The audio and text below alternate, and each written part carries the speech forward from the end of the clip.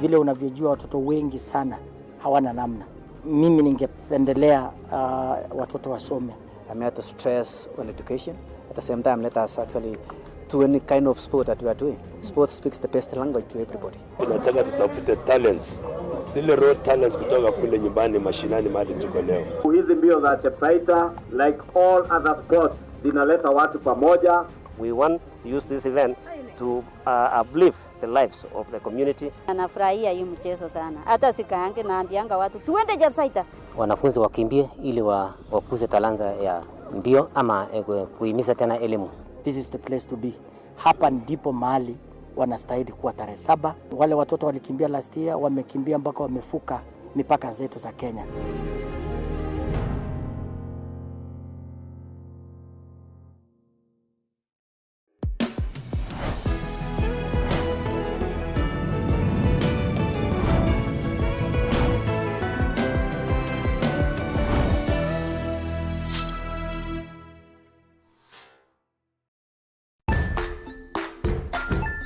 Hey there friends, welcome to Kids on the Block, where fun and imagination come alive. We dive into magical world filled with exciting adventures and awesome friends. What position were you in? I was number 2. What position were you? Number 1. He decided to cross the bridge by his house and look for food on the other side. You're going to do half cup of chocolate chips. And the other one, we're going to do half cup of the blueberries.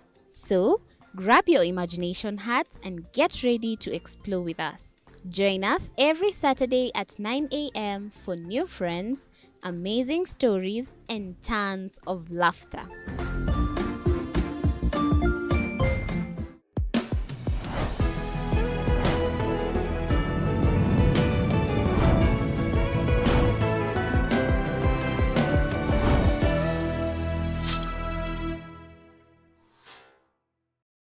Join us as we explore the journeys of those who defy the odds and break barriers. We dive deep into the stories of triumph. Sometimes when parenting a child with a special need or whatever disability, family life becomes a bit complicated and you may end up raising the child on your own. Here, we inspire. I have a farm which one we showcase with other dyslexic youths and autism, how to farm. Motivate. It's never easy, but what we do, the best thing is to work with another parent who has an elder child than yours. And break through the barriers one story at a time. Push your boundaries beyond the limit. Saturdays at 8 p.m. Didn't find the main suspect, so finally he was struck down. In July, he to seems China. to have escaped. Yes. 1.5 billion shillings from Equity Bank. Yeah. Leo Chinese maneno ziko on the front page of Business Daily. To Why? People Daily now, why SHA boss was kicked out. People Daily has so much why. So we'll be back to tell you why there's all this. They say it's a blow to Ruto as American envoy throws in the towel. Yes. We'll come back to take a look at why it is a blow. Matters education as well. You know, we are currently in the season of exams, KCSE, and right there at the bottom, more teachers arrested over KCSE exam irregularities. Nothing positive here on the front page, because even up there, it's why Ruto's hustler fund is a disaster. So yeah, as you said, Stan, lots of whys. Yes, out of 21 million people who borrowed, 19 million refused to pay back. And which is why People Daily is the news that moves with you. I tell you, kwenye gazeti la Taifa Leo, ajira kumeharibika. Na hii haifichi, kumeharibika. Today the papers are so point blank. Anasema athari za ushuru wa juu zaanza kubainika baada ya mashirika kadhaa kufichua mipango ya kufuta wafanyakazi. So tutarejelea kuangalia masuala zaidi kuhusu hii na what exactly it means to the country. So that's as far as the local dailies are concerned. In Uganda, my body, my choice. That's a Daily Monitor today. And of course, this is about reproductive health, and you know, public health specialists are actually pushing for women to have independence to use contraceptives without interference from anybody, your husband, your family. And this will actually, they're saying, will address the maternal deaths, and the country is very high fertility rates. China and the rest of Asia, Korea, Japan wishes that this could be them. Yes, high fertility rate. Yes. I think these people, the good thing about Ugandans is that they are very keen on their food. And they have a lot of food, proper food, matoke. I was just going to say, do you think it has something to do with the matoke? Probably. I mean, because, yes, they do not compromise when it comes to the food. Yeah. Unlike Kenyans, they're not so much into the junk food that... Very healthy food indeed. So, as always, the Daily Monitor gives us some statistics there. Infographic right there. Yes. Very clean one, rather. And interestingly, this story is coming after some months of the national census population that they had. They had carried out a whole census and found out this is the number of people in Uganda. Yes. So now, for this one, they're like, maybe we might need to increase the population or decrease it. Decrease maybe. Again, a lot of discussions around maternal health, reproductive health for women and girls, coming from the US election campaigns especially. Yes. Yeah. Now that the Democrats were really pushing for that kind of discussion and no longer going to be in power, what does it mean for moving forward? Uganda has had a lukewarm relationship with the US, especially on other issues. LGBTQ. Absolutely. And now they're introducing a different conversation, which might actually be the way to go. So 15 to 49 people, there's 38% prevalence of modern contraceptive use among women in that age bracket. Yes. And then government is racing to increase the prevalence of modern contraceptive use to 39.6%. Okay. 44% of married women rather, who are non-users of contraception and made the decision against using family planning to jointly with their husbands. So they're asking their husbands to help with that decision. That's the Daily Monitor today. On New Vision. Government launches app to monitor doctors' work. This actually I thought was a very interesting one because it is going to affect health workers in every public facility. In fact, in all the public facilities. Remember there was a warning? Yes. Was it 2 weeks ago from the president? There was a warning. So it seems that things are going to be integrated. They're going to be moving online. What does that mean for the country? What does that mean when it comes to the amount of budget that will be spent with this particular app? You know what happened is that Museveni, the president, visited one hospital in a rural area and didn't find the doctor there. So the doctor had gone to attend to his private clinic and he said all doctors who are working for private hospitals will not be allowed to attend to private business. Now that's why they're coming up with this app to actually monitor their time and how they work. How will exactly this will work? Should it be brought to Kenya as well? Because we face the next question. It should be. All right. This one was also a very interesting story.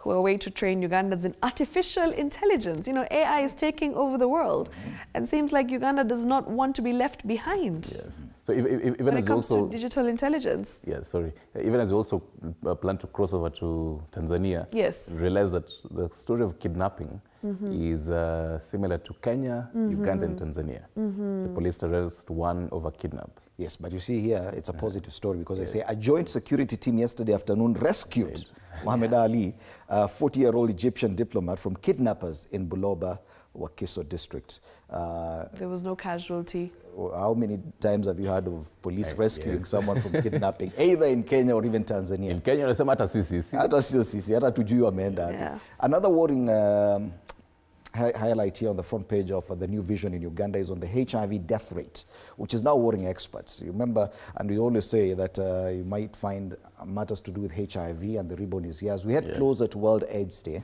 Absolutely. So there's a highlight here. The number of people dying from HIV/AIDS-related complications over the last few years has not been going down.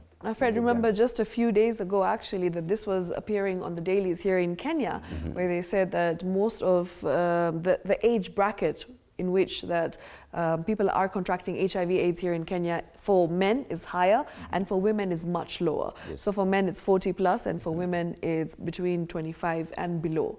So it seems like these are some statistics that are coming into play. It's still a major concern. It is. Yes, Ilea Obaba's.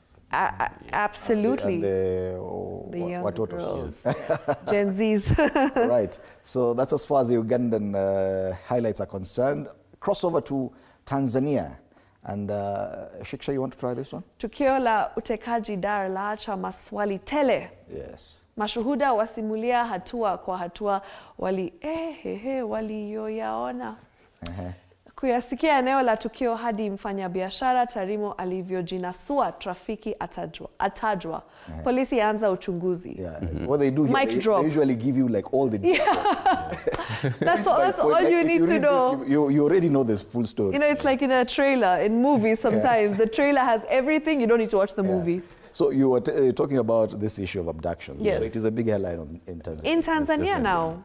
And they have an image here. I think I watched this video of this people trying to force this gentleman to get into a car. Yes. They couldn't because of his size. They really tried. They really tried. Eventually they gave up and he managed to run away. So it's actually a big story. You realize that in Tanzania, even when we had this case of a shooting at a club, they have these videos and they incorporate the videos or footage from those videos, even in their newspapers. Yes. So yeah, maswala ya utekaji nyara kule Dar es Salaam laacha maswali tele. Marufuku kielelezo cha nidhamu ya utaalamu. Hilo ni andiko la profesa. Wamuzi TAMISEMI waibua wadau mambo mapya. I will not even pretend I know what I've said there. This is the front page of the Mwananchi. Let's come to some language that we'd understand. And the government's promise. Yes, the front page of the Citizen. Still in Tanzania, government's promise to envoys on stability investment reforms. Tanzania yesterday sought to reassure foreign diplomats of political stability ahead of elections, a just taxation system, and a conducive investment environment, saying President Samia Suluhu Hassan's government is working to further improve the situation. But then now, the most interesting story is that hapo chini, Tanzania now Uganda's top source of imports in Africa. And I love the fact that they're boasting of how wamepita Kenya, overtaken Kenya as Uganda's leading source of imports in Africa, with the development being attributed to a number of factors. Always very positive news coming out of for the front page of Citizen. Between Uganda and Kenya, we have a lot of trade, even between Tanzania and Kenya. But there's always that cold blood between ourselves and our brothers from Tanzania. I don't know why. So they're always saying the way they can do better without Kenya. Do you know, Uganda actually imported $4.7 billion worth of goods from COMESA and of course the other part of Africa, half of which was Tanzania. And it seems like now things have changed. Things will change for the better, of course, for Tanzania, as they have officially overtaken our beloved nation. Yes. So when it comes to imports, sibling rivalry in the region. But this, it will be like this now. A few months later, from now, it will maybe the balance will have changed, and we'll be back to normal, because we know how normal is. So yes, questions swirl as police investigate kidnap attempt. It was a failed attempt. That gentleman, he was saved purely because of his size, his sheer size. There were 3-4 men trying to put him in a vehicle, and they couldn't. So Nyaringira tuanza kula food bana. Otherwise tutabebwa tu hivi tuingizwe kwa boots. So those are the headlines regionally, and we'll be back to take a look at the local dailies in depth. For now, let's come back home and take a look at the weather situation. Weatherman yesterday actually issued a statement saying that today and tomorrow we're going to be expecting very, very high levels of precipitation, very high levels of rainfall throughout the country. So just be warned, make sure you have your umbrella, because especially tomorrow, come tomorrow, they say it's going to be heavier than normal. On Friday. Yes, and it's true, because even you take a look at this, because this is an outlook for Garissa. Yes. It's 24 degrees Celsius as we speak, quite warm for a morning like this one, because where we are, it's a bit chilly. But it promises to be a very sunny day throughout the day, highs of 34 degrees. 34 is actually quite harsh. Kunywa maji pandile, but they say on Friday, tomorrow, it's going to be thunderstorms. Yes. So over the weekend. Over across the weekend. So that's as far as Garissa is concerned. To the western part of the country, this is Vihiga. Right, in Vihiga, we are expecting a very rainy day yet again, 40% chance of precipitation from around midday onwards, so the afternoon. Well, 3 hours into the afternoon, it is going to be quite rainy there with thunderstorms expected. And yeah, otherwise, apart from that, well, from 3 p.m. it seems to clear out with highs of 24 degrees. It promises the rain will be sustained throughout the weekend. Exactly. Up till Sunday in Vihiga. Tuende kule Masaini, Narok. Yes, the Rift Valley, it's going to be and it's 15 degrees Celsius. It's going to be cloudy morning up to around 8 a.m. And then from around midday, it's similar to what is going to be in Vihiga. It's going to be thunderstorms, precipitation as high as 70%. This means chances of raining in Vihiga is very, very high, and going all the way into the evening. Yes, and so across the weekend as well. Thunderstorms all through till Sunday. So it's a very rainy weekend, just as Shiksha had mentioned earlier.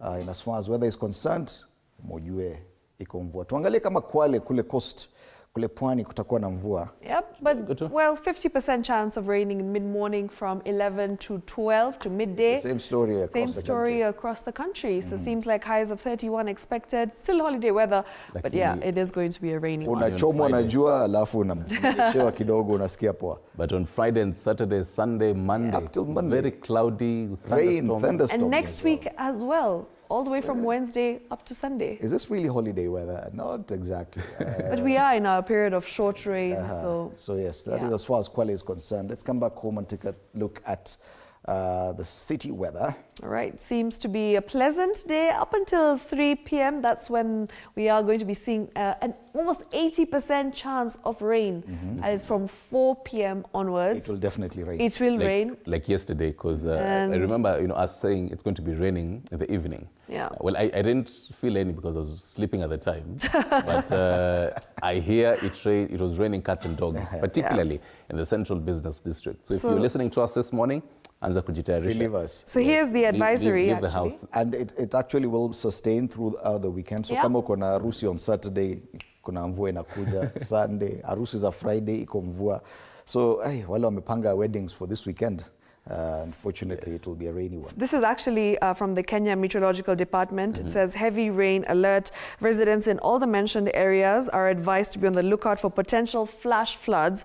People living downstream rivers and along seasonal rivers should be very careful since water may appear suddenly, even though it may not be raining within the area. 33% to 66% chance of rain expected. That is from 14th November all the way until 15th November, 9 p.m. The areas that have been mentioned: Meru, Embu, Tharaka Nithi, Kirinyaga, Muranga, Nyeri, Kiambu, Nyandarua, Laikipia, Isiolo, Nakuru, Kericho, Bomet, Narok, parts of Kajiado, Nairobi, Machakos, Kitui, and Makueni. So yeah, that is the advisory. I think the only place, rain alert this entire weekend. Not mentioned is Lokichogyo.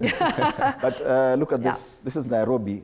Precipitation 13.5 millimeters of rainfall. This is quite high, above average rainfall. Yes, it is. In Nairobi. That is for today. So yes, as I say, do expect some instances of flash throughout floods. the weekend. Be careful. Just make sure that, you've got your umbrella, you've got your gumboots, and you've got your raincoat. Oh, yes. Even as we take a look at the weather, the KCSE exam candidates are going to be sitting the biology paper 2 and history paper 2 today with the whole rains. Imagine doing your exams ikinyesha hivyo. Something else happening in Parliament today. The National Assembly Committee on Education is going to be meeting the Treasury Cabinet Secretary, that is John Buddy, on deliberating on funding on the education sector. We're going to be expecting some big news out of that. Still in Parliament, the Senate Committee on Security is expected to meet the National Police Service Commission to deliberate, among others, the petition concerning the compensation of police officers who were injured in the line of duty. So we expect, among others, also how the police officers should be living. Something also happening today: Chief Justice Martha Koome will today be presiding over the official opening of the Kamwangi Law Courts in Gatundu North. This is going to be happening at Gatundu North constituency. So we do expect from the journalists there to also be asking the CJ Koome, among others, what is happening in the country pertaining the judiciary. In sports, today is the Football Kenya Federation county elections. It was supposed to happen on the 9th of November. On Saturday, the court, Kitui High Court, lifted the suspension, and it is going to be happening in different counties, actually all the counties today. So we're going to be keeping our eyes and ears there, so stick around for that. That is just a nutshell of what to expect in our news bulletins and our digital platforms. Right now though, tuingie kwenye magazetini.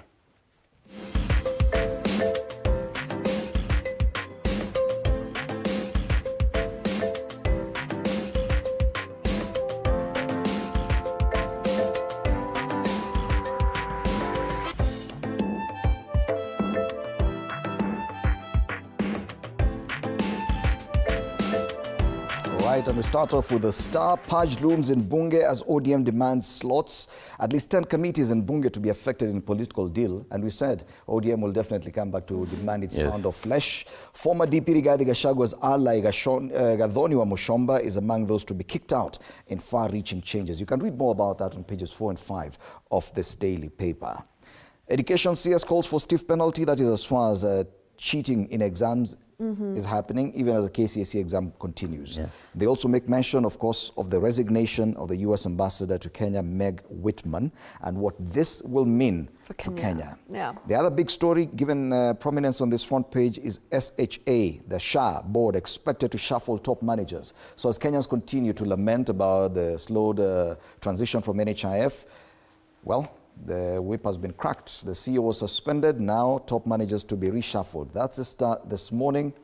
The only other highlight, Ruto summons ministers and PSS to sign bottom-up performance targets. That will happen next Tuesday. So you can read more about that on The Star. All right, moving on to the next newspaper, The Standard. Shockwave of Trump's re-election hits home, and this is after, of course, we had Ambassador Meg Whitman, who resigned yesterday. The envoy, who described her mission as an honor and privilege, has actually been facing growing criticism over her support for President Ruto at a time of mounting public unease over governance. That's on page 4. You can catch that story. Right there at the top, MPs up in arms over the chaotic rollout of SHIF. We've seen the same that is on The Star, and the story continues on the Daily Nation as well, which we'll be looking at later on. We also have Kalonzo in talks with Gachagua. Trump's stunning choices. I like the use of the word stunning because we do know that he nominated a very popular man known as Elon Musk, which, by the way, made the stock market absolutely shake up a bit. And lastly, don't write us off yet, says Stars. That's in Matters Sports on page 40. Yes, they're going to be playing tomorrow. Yes. The AFCON qualifiers. Yes, so it's going to be something to look out for. Okay. Take a look at the Daily Nation. Why US envoy resigned is the big news there. They have a full photo of US ambassador now exiting. Meg Whitman, they say diplomacy. You can read that on page 3. Conversations on most dailies focus on the diplomacy, health matters on the bottom there. Ignored red flags and SHIF mess. And what is alleged there, they say a day after the government suspended Elijah Washira as the CEO of Social Health Authority, multiple interviews have exposed the series of missteps that ultimately led to the messy rollout of the new system. And the conversations at the very top, KCSE exam scam, how detectives trailed and seized key suspects. I also mentioned cases against Devani Maina Njenga among 1,000 dropped by DPP, asking if it is bundled. And something that you had also mentioned, what is going to be happening on Tuesday next week, fresh round of performance contracts for Ruto ministers and PSs. That is a nutshell of what is on the front page of Daily Nation. On the back page, talking about Treasury on the spot, over 2.3 billion cash shillings tax fraud. Right. That's a Daily Nation. Matters Business, suspected 1.5 billion shilling equity heist arrested from China. That's a big story there on the front page of the Business Daily. They say John Karima Wainaina is said to have escaped to China in July. Detectives use phone, social media chats to track him. So the man is linked to the 1.49 billion heist at Equity Bank. He was arrested on November 9th at the JKIA upon his arrival from China. So he had actually come back from China. And they say that the police actually believe that he was a member of an organized group engaged in bank fraud, money laundering, and stealing via penetration of banking IT systems. All right. So, yeah, seems to be a cartel there. Yeah. So, yes, so this is something similar to what we saw yesterday. With absolutely. These are people just using their phone mobile numbers to defraud some lenders. Do you know, I actually did the math yesterday about that particular story. So if you do the math, it's around 3,250 shilling per SIM card. Per SIM card. So that's why they had 123,000 phones. But how is that possible? When you just newly register, 3,250 shillings. That means there are not at least 10. Exactly. That's what I'm trying to say, that it was not possible because when you register a new SIM card, you don't get that as your minimum, 3,250. So which is why that kind of points to the fact that there could be more. Yeah. All right. It seems as if fraud is really on most pages today. Walisema economy may shrink, so watu wanatafuta njia ya kusurvive.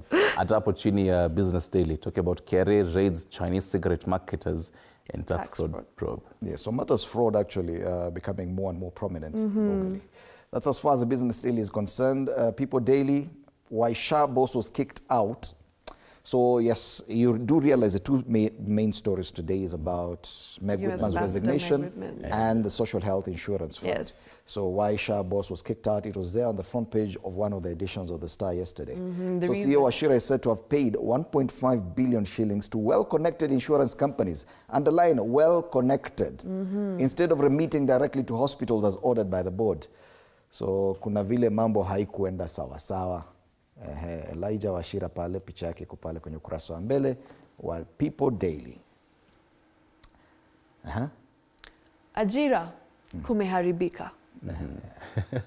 Kumeharibika wapi? Kunani?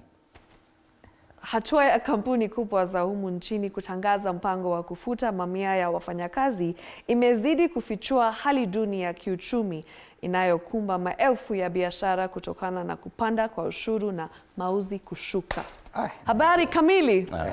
Tangazo. Habari kamili kwenye ukurasa wa pili. Wanasema kampuni kadhaa zinafunga na zinawafuta wafanyakazi sababu uchumi umezorota. So kumeharibika. Hakuna kazi. Short and sweet.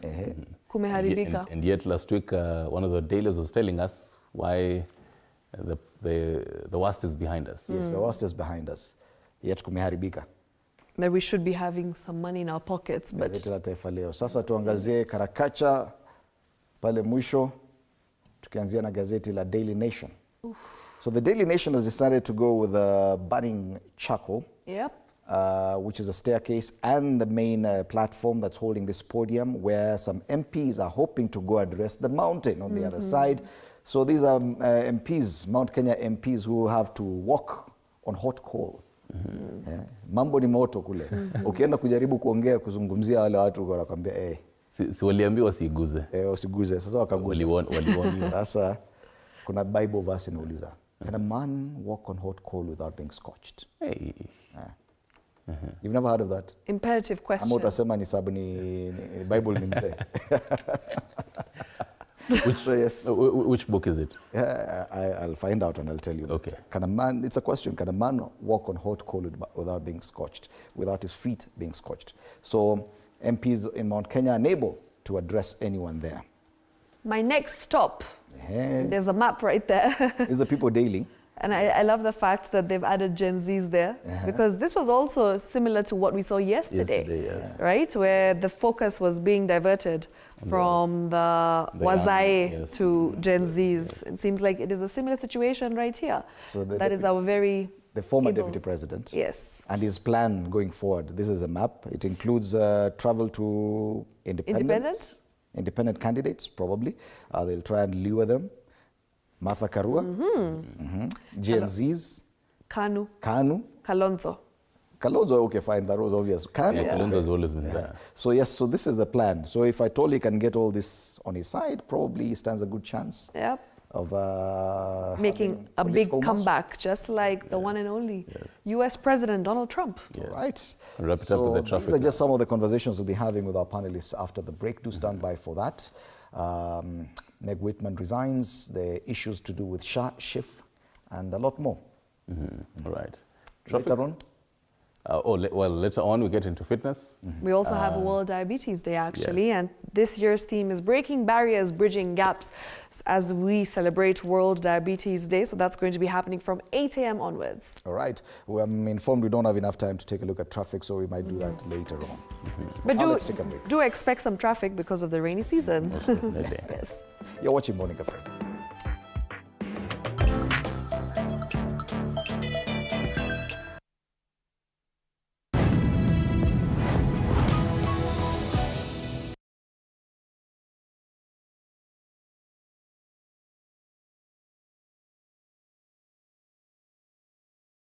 Africa Express.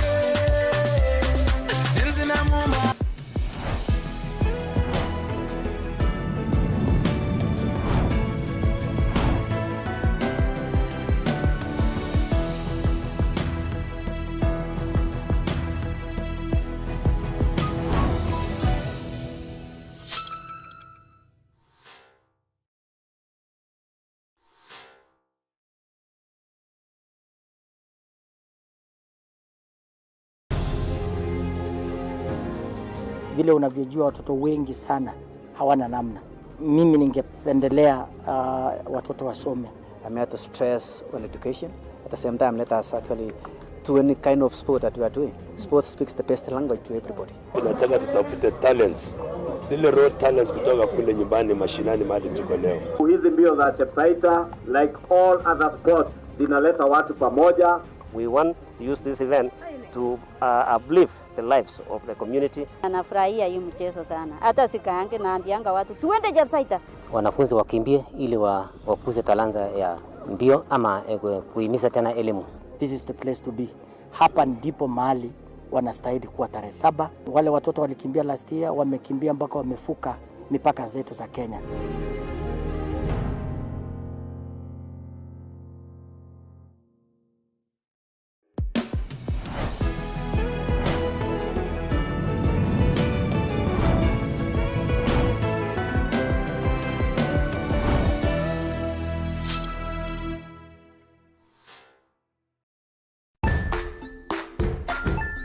Hey there friends, welcome to Kids on the Block, where fun and imagination come alive. We dive into magical world filled with exciting adventures and awesome friends. What position were you in? I was number 2. What position were you? Number 1. He decided to cross the bridge by his house and look for food on the other side. We're going to do half cup of chocolate chips, and the other one, we're going to do half cup of the blueberries. So, grab your imagination hats and get ready to explore with us. Join us every Saturday at 9 a.m. for new friends, amazing stories, and tons of laughter.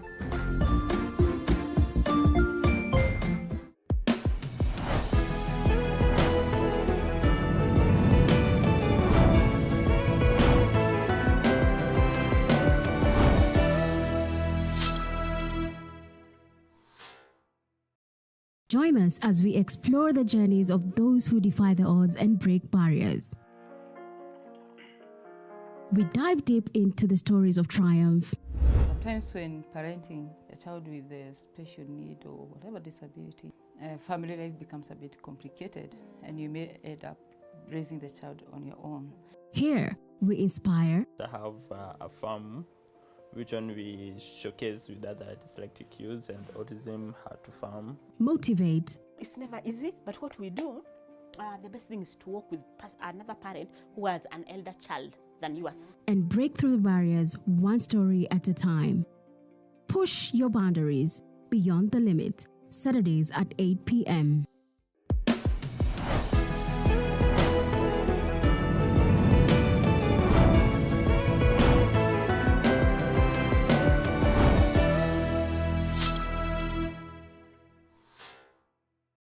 The Grind, where business meets brilliance. It's not just about the ideas. I was working as a shampoo boy. I used to wash clients' hair on the sink. It's about making them happen. From big wins. In primary school, when we would be asked what people want to be, I was categorical that I want to be a nurse. To hard lessons. The consoles change, the gaming equipment keep changing. We cover it all. Tune in to The Grind, where every episode is packed with insights. The person who is serving customers, always be a customer-centric. Strategies. When you pay attention to detail, you get luxury items. And stories to fuel your ambition. Don't just dream it, grind it. Mondays at 7:30 p.m.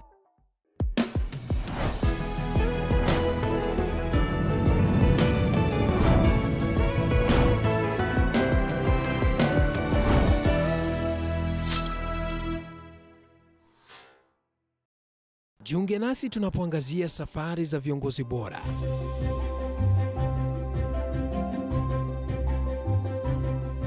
Kutoka kwa ushindi mkubwa hadi masomo magumu. Wakati wetu kwamba wasichana si wa kusoma, ni wa kuolewa, ng'ombe ipatikane, wazazi wakuwa watajiri. Tunashughulikia yote.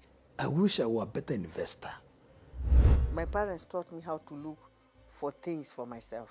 Tazama Mfahamu Kiongozi, ambapo kila kipindi kimejaa maarifa, mikakati na hadithi za kukuza azma yako. For me to succeed, I have to fight. Kila Alhamisi saa 1:30.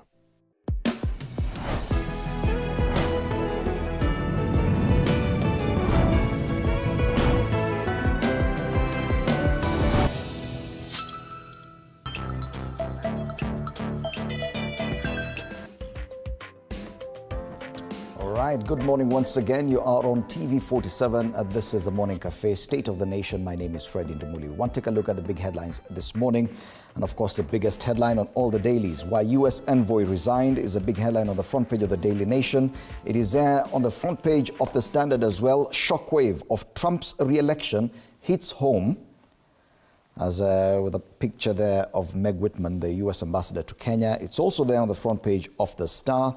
U.S. ambassador Meg Whitman resigns. On the People Daily as well, it is one of the big stories saying blow to Ruto as American envoy throws in the towel. Allow me to introduce my panelists this morning. Professor Fred Ogolla makes a comeback to this show. Karibu sana, Professor. Professor is a governance and economics expert. Karibu sana. It's good to see you. Good to see you, my brother Fred. Yes. Yes. Mwalimu Wilson Sosion also joins us this morning. He served in the National Assembly and also as the Secretary General of the KNUT. Mwalimu, karibu sana. Thank you. So let's start with the big headline before we take a look at other stories. U.S. Ambassador Meg Whitman resigns. Bwana Sosion, you said it doesn't mean much whoever becomes president in the U.S. You're on record saying that here on this panel. But it would appear that the effects of a change in leadership in the U.S. are already being felt. We've seen how close Meg Whitman has been to this administration, how she even managed to organize a state visit for President William Ruto to the U.S., how she has marketed Kenya, probably one of the single U.S. ambassadors who has gone out of their way to market this country. Now she's exiting, barely a week after the election of Donald Trump. Do you still hold to the same that it means nothing? Comment because I think we must understand American democracy. Once there's significant change in leadership, there is also preparation for change, and part of it is envoys resigning. There is no doubt that Meg Whitman was a very committed Democrat, and she's one of the most forceful diplomats that we've had in this country, who has been pushing a lot to do with business and even marketing the country and building strong relations with the U.S. government. No doubt about it. But the truth is, there is change in governance at the White House, an imminent one. And there was change in 2020. And in the country, we had Ambassador McCarthy. He was a good friend of mine. I knew him very closely. And almost around the same time, he also resigned. So it's not new for the Americans. But if you draw parallels between the two ambassadors in comparison, Ambassador McCarthy and Ambassador Meg Whitman, and who has been more effective as a diplomat, and even in terms of selling Kenya abroad, that means that definitely you do expect some change. You know, interestingly, I dealt with Meg Whitman very closely, but I've seen Ambassador Megan also work in public. He has, McCarthy was more of silent introvert, but Meg Whitman is an extrovert. But when I look at the values they expose, it's the same. Mm-hmm. They are pro-business, pro-strong relations, and I remember McCarthy saying, no, we want to bring all the pharmaceutical manufacturing to Kenya, and all these drugs that will be manufactured will be linked to the East African countries. We want to do business that is more than AGOA. Mm-hmm. That was the master plan of that is how McCarthy was operating. And if you look at when Trump was re-elected the other day, he has put in a call to the president. You see, what we need to understand in democracy is that individuals occupy offices for a period, but governments institutions and people remain. No, now here, there is the people of Kenya and the people of the United States of America. The leadership at the top will keep changing, but the bilateral engagements, bilateral partnership will continue remaining in place. Not unless the president. Certain that everything will remain. Not unless the president makes a declaration on certain relations that has to be stopped. He has that authority to do so. But of course, and that is why there was what he called diplomatic officers and the diplomats to engage in negotiations. So it's too early for us to speculate bad relations between Kenya and the US. Not necessarily bad relations, but we've seen the kind But there will be good relations, whether it's a democratic government in place or whether President Ruto is prepared for that. How different ambassadors, especially from the US, have affected local politics and even have affected governance in Kenya. They have been very vocal ambassadors, as far back as when we had Smith Hempston, who was referred to as a rogue ambassador, Michael Ranneberger, who many remember him for being very vocal in terms of human rights and issues like that. Definitely, Whitman has not been very critical of this administration, and probably the next one will be very critical, and any criticism coming from the US will mean a lot to the administration of William Ruto. Definitely there has to be a difference, don't you agree? Yeah, there must be a difference. First of all, let's look at how administrations work. You must know that ambassador is a quasi-president in Kenya. Is a quasi-US president in Kenya, just like a US ambassador to Sudan is a quasi-president of Kenya in that place. In fact, even if you look at it from the church perspective, even in Kenya we have the nuncio, who represents what the Pope believes in. And you cannot say that they don't matter. But also there are two things. There's what you call the position and the person. You cannot tell me that the person is just like a robot, so it does not matter whoever takes that office.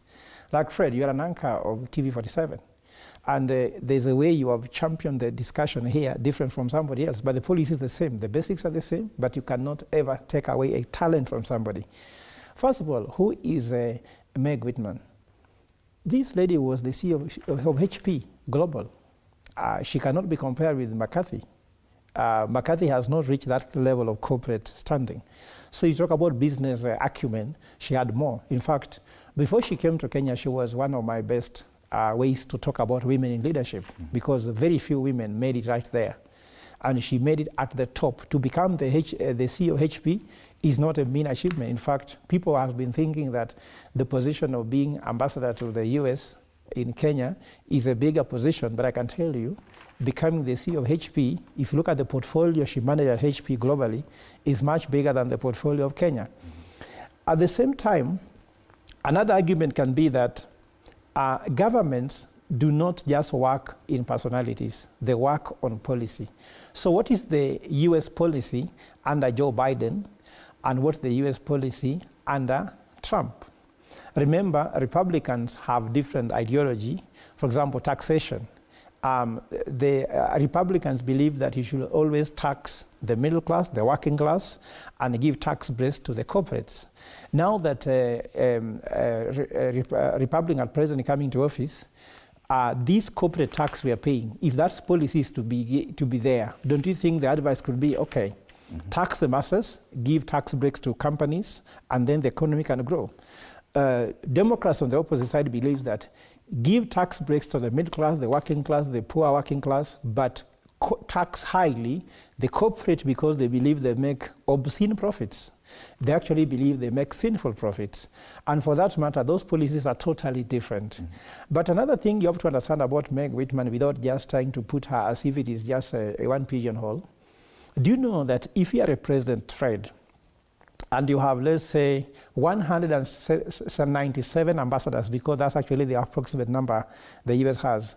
There are ambassadors you listen to, and there are those who are just by the way. Just like if you are heading a department, there are people whom you consult on an everyday basis, and there are people whom you get reports every month, and some people just review them every year. Every president has got their interest. Joe Biden had a lot of interest in Kenya, because of the issue of these are the non-NATO ally, those sort of things, security issues. And Kenya There are two countries in Africa which is important, South Africa and Kenya, because South Africa gives you the access to the Southern Cape. That's very important. Southern Cape access to the Africa, but Kenya gives you access to the Middle East. You cannot ignore Kenya in the issues of Middle East. Therefore, any ambassador in the US becomes very strategic. You have to remember that not all ambassadors are resigning because of this change, but some have to resign first because of the positions they are, and then secondly, the strategic importance of the countries that they represent. So it's not a blanket statement by saying it is just that it's what happens. But if you go to the church, when a new pope is elected, if a new pope dies, they elect the new pope. Then as they elect the new pope, the all government that are, all the cardinals who are running different sectors, remember Vatican is a state, all of them die with the pope. They take all the rings of the pope, crush it, make a new ring for the new pope, and with this papal seal changing, all the cardinals go home and the new pope elects a new one. That's a tradition. So you could also see that this is a tradition also that they should be new. But in terms of Kenya, there are some issues which remain the same. For example, humanitarian issues don't change with the policy because this is, for example, the humanitarian support that US gives Kenya around 1.68 billion shillings, that will remain, which goes that around 208 billion Kenya shillings, that remains. The issues about policy in terms of the issue of political interest, this totally will be different because you think that Republicans might not want to take too much control. Democrats like control. Democrats say they're democratic, but they like to control a lot. Socialists believe they should have a lot of power to determine who should die, who should live, who should survive, who should get a job, who gets what. So we will find that there'll be a lot of some policies. For example, do you think Trump will be interested to invite President of Kenya to go for a state visit? I don't think that's none of his business. So you will see a lot of changes. For example, Haiti issue. Okay. Trump is saying that Democrats are warmongers. So do you think they will continue working with Kenya in Haiti? That is something you have to think about. And then the issue of Somalia. Somalia was the interest of the US, so sometimes you may find that there will be no difference in policy change. Education, healthcare. This will be very different because you remember that Trump has already been opposing the Obamacare.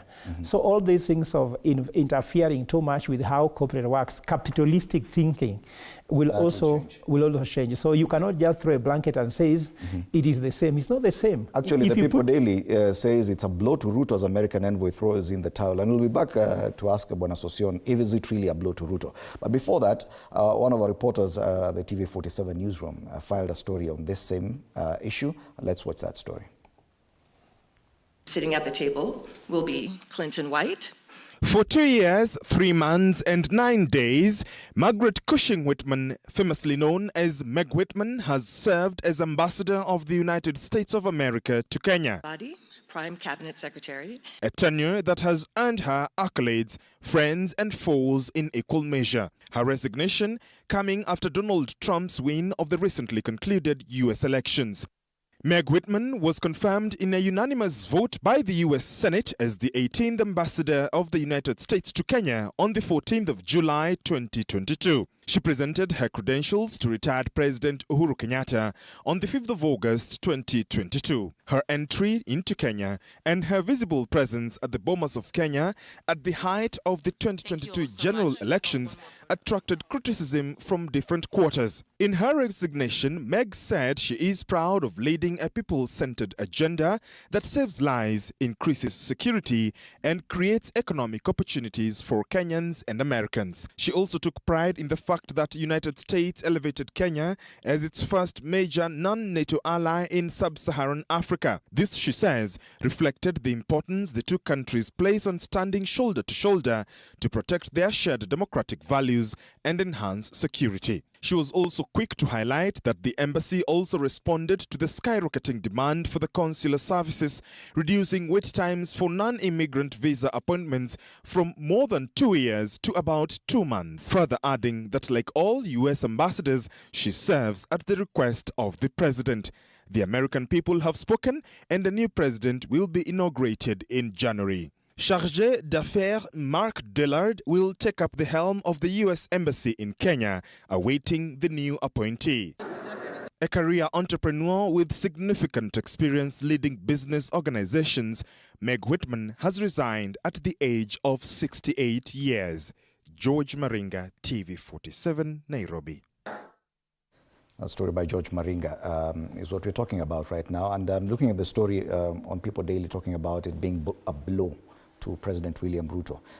Meg Whitman's resignation. It should be noted that it is during her tenure as ambassador that Kenya became a NATO ally of the US. But she has come under a lot of criticism for remaining silent on issues that many Kenyans would have expected her to speak on, especially the issues of abductions that continues to make headlines across the country. So definitely, and just weeks before her resignation, there was already a hashtag, Recall Meg Whitman, a Kenyan hashtag. So mixed bag of reactions by Kenyans, but is it a blow to William Ruto? It's not a blow at all, not at all, because President William Ruto cannot control the democratic happenings in other jurisdictions and other territories. And President William Ruto cannot... But he stands to benefit from that kind of personality. Cannot determine which diplomats are sent to the country. We must accept that other jurisdictions exist on their own, within their own regulations. And of course, Meg Whitman has been very outstanding. Of course, as Professor has put it, a very charismatic businesswoman who has also come out to involve herself in the agenda of government of Kenya very strongly, particularly in development and business and aligning the American business programs to the objectives of those of Kenyan administration. And let us accept one thing, governments change, people change in government. And the fact that people change in government does not mean relations deteriorate. You engage diplomatically. No, they could also improve. And, it's not just a deterioration. It can even do better. Yes. Contrary to so what there we could are be expecting. Contrary to what what you're challenging is that you're saying that everything will remain the same, nothing. Contrary to what people are thinking, maybe thinking is a blow. In fact, President William Ruto could even do better with the Trump administration. Trump administration is here for 4 years, and it will work. It will drive policy. Trump has made these pronouncements very clearly, and to know that he has a lot of interest in Kenya, he has put a call to the president, and the president, they've had a conversation with Donald Trump. Which to me is okay. It's about country-to-country relations. But then, of course, there are diplomatic standpoints, there are international foreign policy standpoints that, of course, Donald Trump is very clear about it, about global wars and... what about the personality of the person who's sent in as ambassador? Because Professor says the personality does matter. And I said we've had very different kind of ambassadors. But you see, as a country, and I think Fred is good, we become very clear that we respect sovereignty of other states. We must respect sovereignty of other states. We cannot tell Donald Trump, or President Ruto cannot advise Donald Trump on whom to send I'm saying, as a diplomat to will this it country. matter the kind of person who Donald Trump sends? Forget about Donald Trump. The kind of ambassador that Donald Trump sends to Kenya, will it have any effect? Because we are saying Meg Whitman, yes, was a representative of the US government, whoever but her personality was very different. Whoever is being sent as a diplomat is being sent to do what? To continue performing diplomatic duties. I think, Fred, looking at Fred, it's my turn. Yeah. It's my turn. Allow me. Fred, it's my turn. And I said very clearly, when I looked at McCarthy, the diplomatic programs of McCarthy, he was more involved in promoting American Kenyan businesses. And in fact, I asked him, some of these programs, is it better than AGOA? Said, AGOA is good, but what we are bringing is far much better than AGOA. And you know, AGOA was brought in by who? Bill Clinton, a Democrat. But you see, when you look at the pattern of Americans, the good things that American government is engaged in with other nations, even when transition shifts from one political party to another party, there are matters that will always remain constant. like, of course, business relations, influence, security. AGOA comes up for review next year. For example, do you expect that AGOA will still be renewed? It really doesn't change. I don't think. Yes, AGOA has never been changed, has never been withdrawn by any U.S. government, despite the fact that it was introduced by the Democrats and there have been Republicans in power. So every American president is conscious about partners and friends in the world. When President William Ruto visited the White House, it was a celebration of 60 years of strong relationship between Kenya and the US. And those 60 years, there have been democratic governments and Republican governments. In those 60 years, Kenya has had 6 presidents coming and going. So relations between nations, and I dare say the relations between Kenya and US. 6 presidents? Is good. Did you hear that? 6 presidents? 5 presidents, yeah, 5. Now we are on the 5th in Kenya. Yeah, thank you for that correction. But yet we know that even the PEPFAR program, so really, there was a change in funding. Of course, for example, admission of Kenya as a non-NATO ally. Do you expect Trump to come and revoke that admission? He's not going to revoke. They'll build on successes from that point. That is how I would look at it from the diplomatic point of view. Okay. Whether Trump is going to sustain the support for the partnership in Haiti is another thing. It's because, of course, that do you think he'll sustain it? Because, of course, that is a resolution of the UN, and probably there are campaigns to escalate it to a proper peacekeeping program in Haiti. So that will depend on the decision. Hold that thought there. It is too early. Yes. It is too premature, and to be so prejudicial in predicting deteriorated relationship between Kenya and the US. There's a change from Democrat to Republicans, but that doesn't change the relation. Morning Cafe takes a break. Frontier. We'll be back to continue this conversation.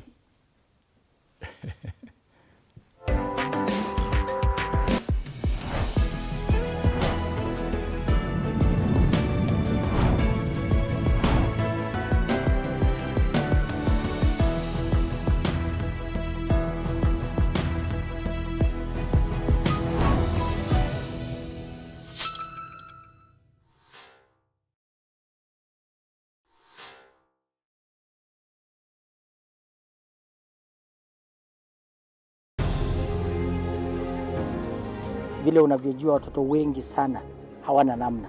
Mimi ningependelea watoto wasome. I mean, to stress on education. At the same time, let us actually do any kind of sport that we are doing. Sport speaks the best language to everybody. Tunataka tutafute talents. Zile raw talents kutoka kule nyumbani mashinani mahali tuko leo. Hizi mbio za Chepsaita, like all other sports, zinaleta watu pamoja. We want to use this event to uplift the lives of the community. Anafurahia hii mchezo sana. Hata sikaange naambianga watu tuende Chepsaita. Wanafunzi wakimbie ili wakuze talanta ya mbio ama kuhimiza tena elimu.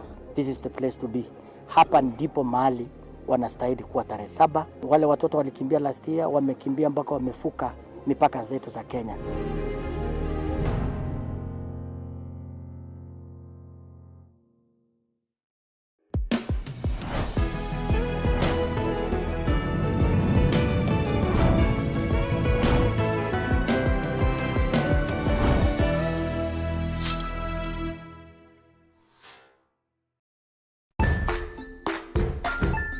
Hey there, friends. Welcome to Kids on the Block, where fun and imagination come alive. We dive into magical world filled with exciting adventures and awesome friends. What position were you in? I was number 2. Petroli na washirika wenza.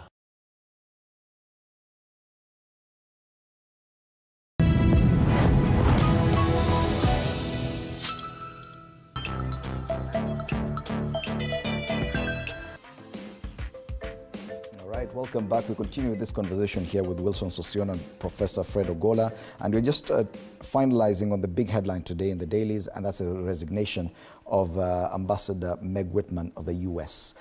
You've heard what Mwalimu Sossion says, that it really wouldn't matter. But issues of personality are very different. We know that we've had very mixed bags of different personalities who've had to represent the US in Kenya. Yeah. The interest may remain the same, the diplomatic interest, but how that is executed is what may change. We're saying this because Meg Whitman has come under a lot of criticism in how she has treated this administration. And Kenyans themselves, if you look at social media, quite a number have welcomed her exit. And why is that?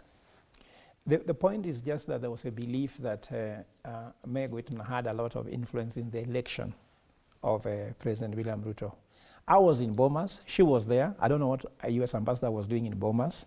And maybe I cannot be able to attribute cause to effect her presence and the election, but that perception cannot be ignored.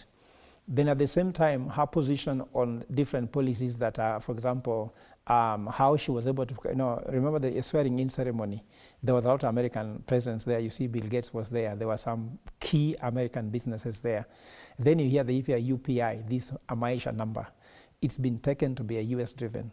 And then of course the arrangement between now, when President William Ruto was being welcomed in the US, in fact, it was more Kenyans laughing at it than actually celebrating it.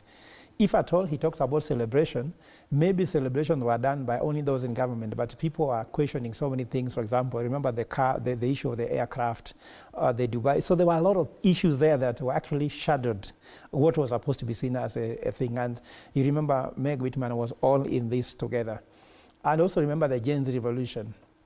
The finance bill. It's been a perception that Meg Whitman had a lot of hand on the finance bill because of the taxes, the business he's talking about there were being seen. Her hand was being seen in everything Kenya was doing. In fact, people could say they were so close to the president, even as I think the big blow I can say for sure, without a doubt, that the president has lost a friend because she was a close friend. She was always there with him.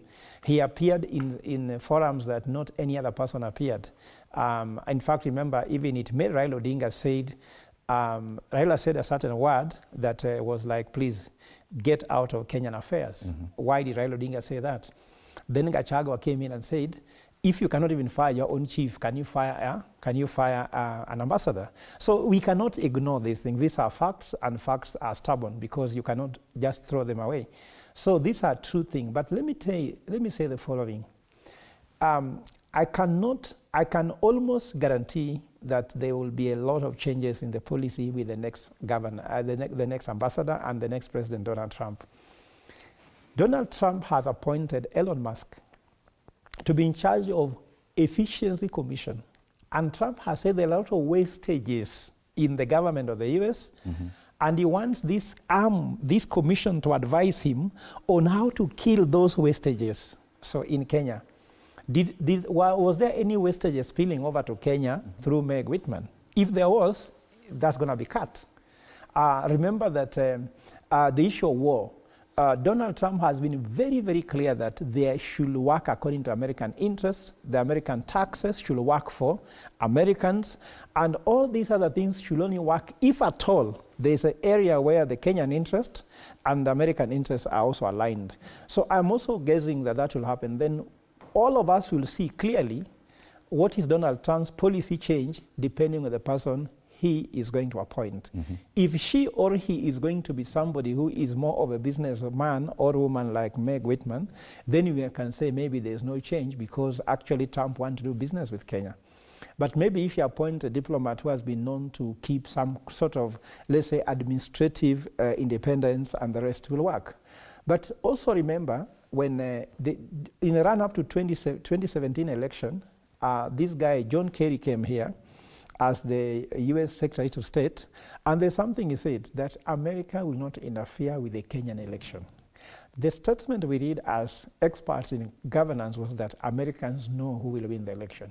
Americans knew Uhuru Kenyatta was going to win the election. So interfere for the US normally means, if at all there is manipulation of the sitting government, then they come and say, no, this was not a fair election. So we can also see, for example, a statement that will come if, for example, a new ambassador comes and then says, America will not interfere with 2027 election. It could also send a message that they have confidence in the sitting president. So those things send a lot of waves. People say that before you win an election, you cannot ignore America and UK. And that's why William Ruto was welcomed like a king before the election. When William Ruto landed in the airport in the US, it was a grand welcome. Even before he became president, he was deputy president then, he was with Musalia Mudavadi. Then when Raila landed, it looked more like somebody who has come to do shopping, because I could see Raila arriving, he was buying shoes somewhere, buying an iPad. So the message from the welcome of Raila Odinga and the one of William Ruto could send serious messages. So you cannot ignore where this happens. Remember, even if the US says that so-and-so cannot travel in the US, already it sends a message that this person cannot be elected. Remember, there was something in the media, I don't know if it's true, that the family of the former deputy president was stopped from going to the US. That sends a message, now he cannot be deputy president. So whatever those things are, America cannot be ignored. But I want also to add that at the moment, William Ruto is in this very big campaign of sending Raila to AU, and remember that AU is financed heavily by the Western foreign powers like US, UK, and China. So do you think that Trump will continue putting more money in AU? And at the same time, the policy, because by the time the election will take place in February next year for the AUC chair, Donald Trump could now be sitting in State House. Will Donald Trump want Kenya to take it up, or will support Somalia or Madagascar or something? And the person to give the best advice, because this is an African affair, will be most likely the US ambassador to Kenya, because the US ambassador to Kenya runs a very important segment of the economy. So you cannot be able to ignore how the success of William Ruto as a president, his legacy, will be determined by the next ambassador after Meg Whitman. Do you agree with that, Bonasusion? Well, you see, my good friend, Professor, I like him, he thinks very extensively and very deeply, but sometimes if you are not very careful, he will take you to the kingdom of perception.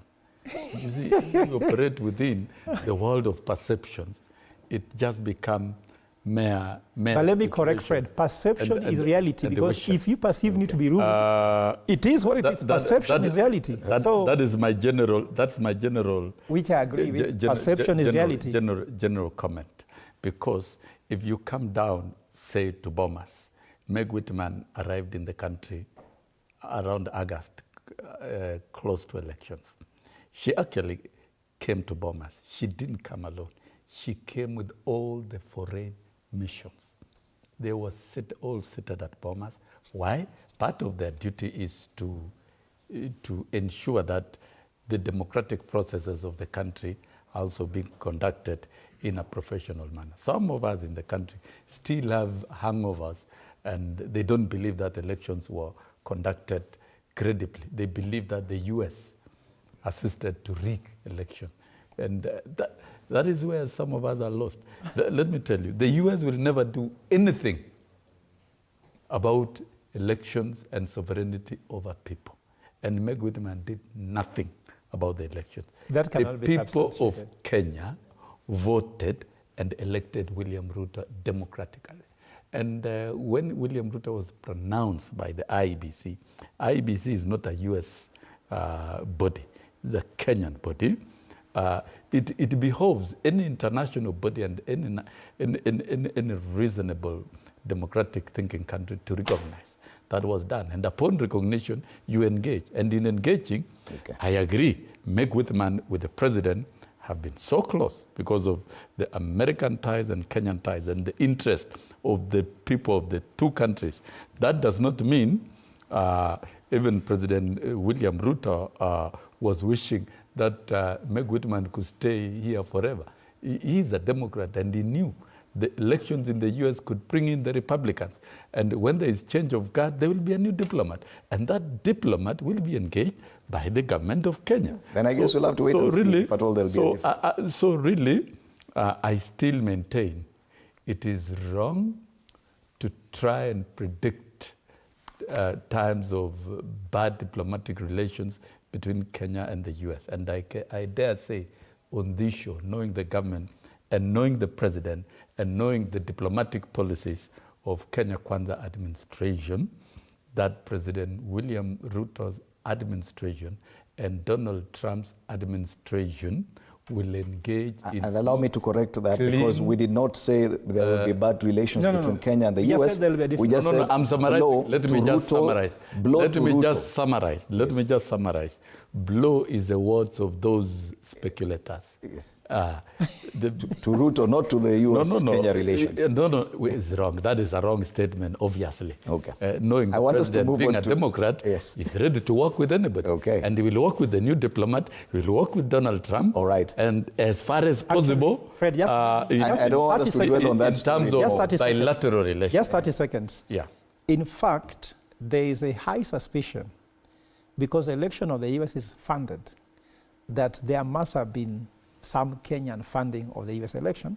Because if you look at even the one of Donald Trump, Elon Musk gave him $118 million. Even BAT funded them. If there's a Kenyan who has interest on the outcome, if they send money, who will reject money? Okay. They will love the money, because you saw even the head of CIA was here during that time. Mm-hmm.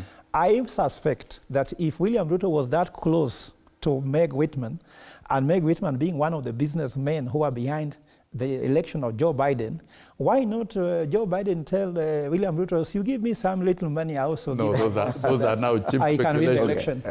These are possibilities. These are possibilities you cannot ignore. It is cheap and informal speculation. Yes. Government work through proper protocol. I agree. That is pure diplomatic speculation.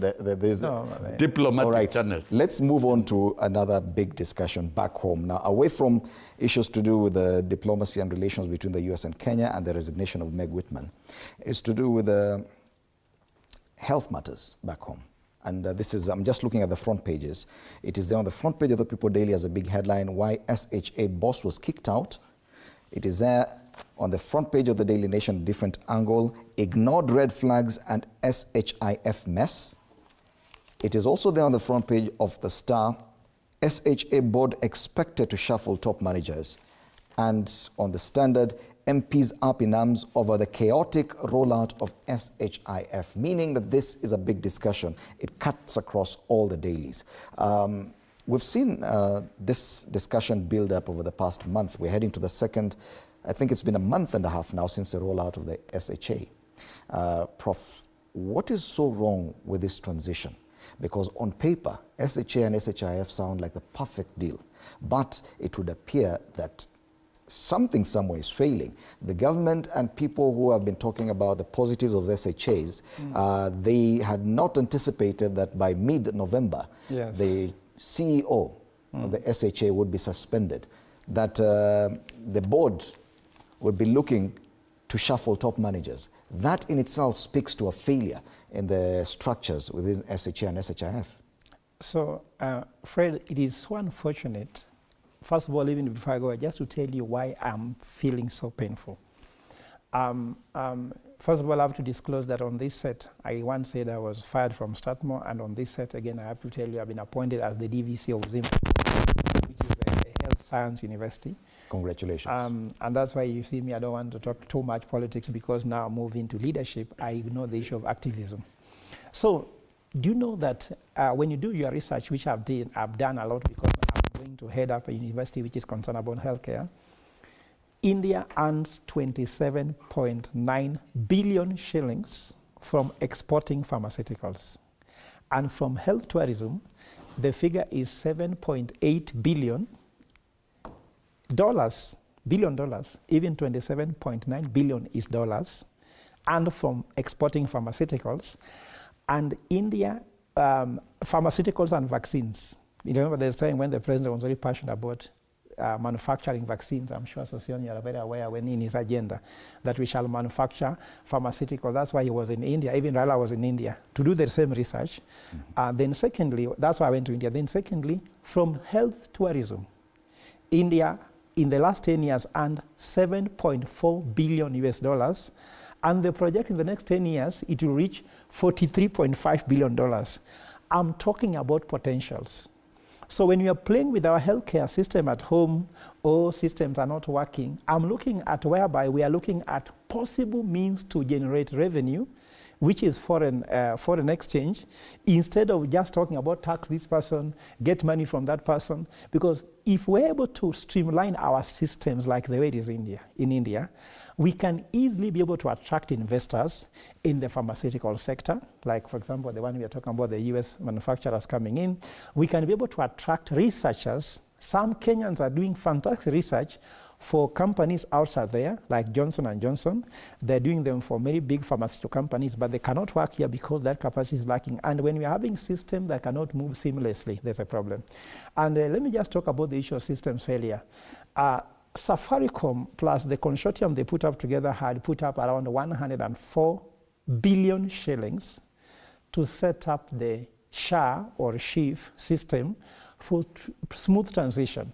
Now, why Safaricom? Safaricom has been known for very big efficiency. So this is a PPP, public-private partnership, where private companies come together with a public company to do this. Now, the failure has been more on the inefficiencies, the irregularities from the NHIF, the former NHIF, which is now the SHA thing. Because even if you have a new CEO, the system does not change because the new CEO has come. Because remember, there were people in the different categories, and NHIF was the most inefficient healthcare system. But the understanding is that they're taking over, they're starting a new system. No, but I'm trying to tell you, systems, people, technology is not the main thing. It's a mind shift, mind change. You know, I can give you a smartphone, but you are not smart. So even if you have a smartphone, if you give a monkey a smartphone, does the monkey become a human being? No, the monkey remains a monkey. So the system has been put together by Safaricom and the consortium, but the people inside the system cannot deliver the output which is required. Remember how seamless it was to impeach the president, deputy president, how seamless it was. At night, Kindiki announced to be sworn in. Tomorrow by 10 a.m., he has taken over the Bible and is deputy president. How can't we do such a thing? And that ceremony was not a small ceremony. Look, it was well done, organized. The state part of the department was well organized. The judiciary was well organized. Security was well organized. Transition committee was doing their work. We want people to work like that. Mm-hmm. We should transfer that efficiency also to the shift. Because remember, human beings do not wait for you to change. Like, for example, even the time when TV47 was moving from Westlands to this place, we continued being in this show, isn't it? Your listeners did not want to know whether you were moving from Westlands to here. They just saw that TV47 is going live. The morning cafe was still going on. So as you change the system, it's like a human being.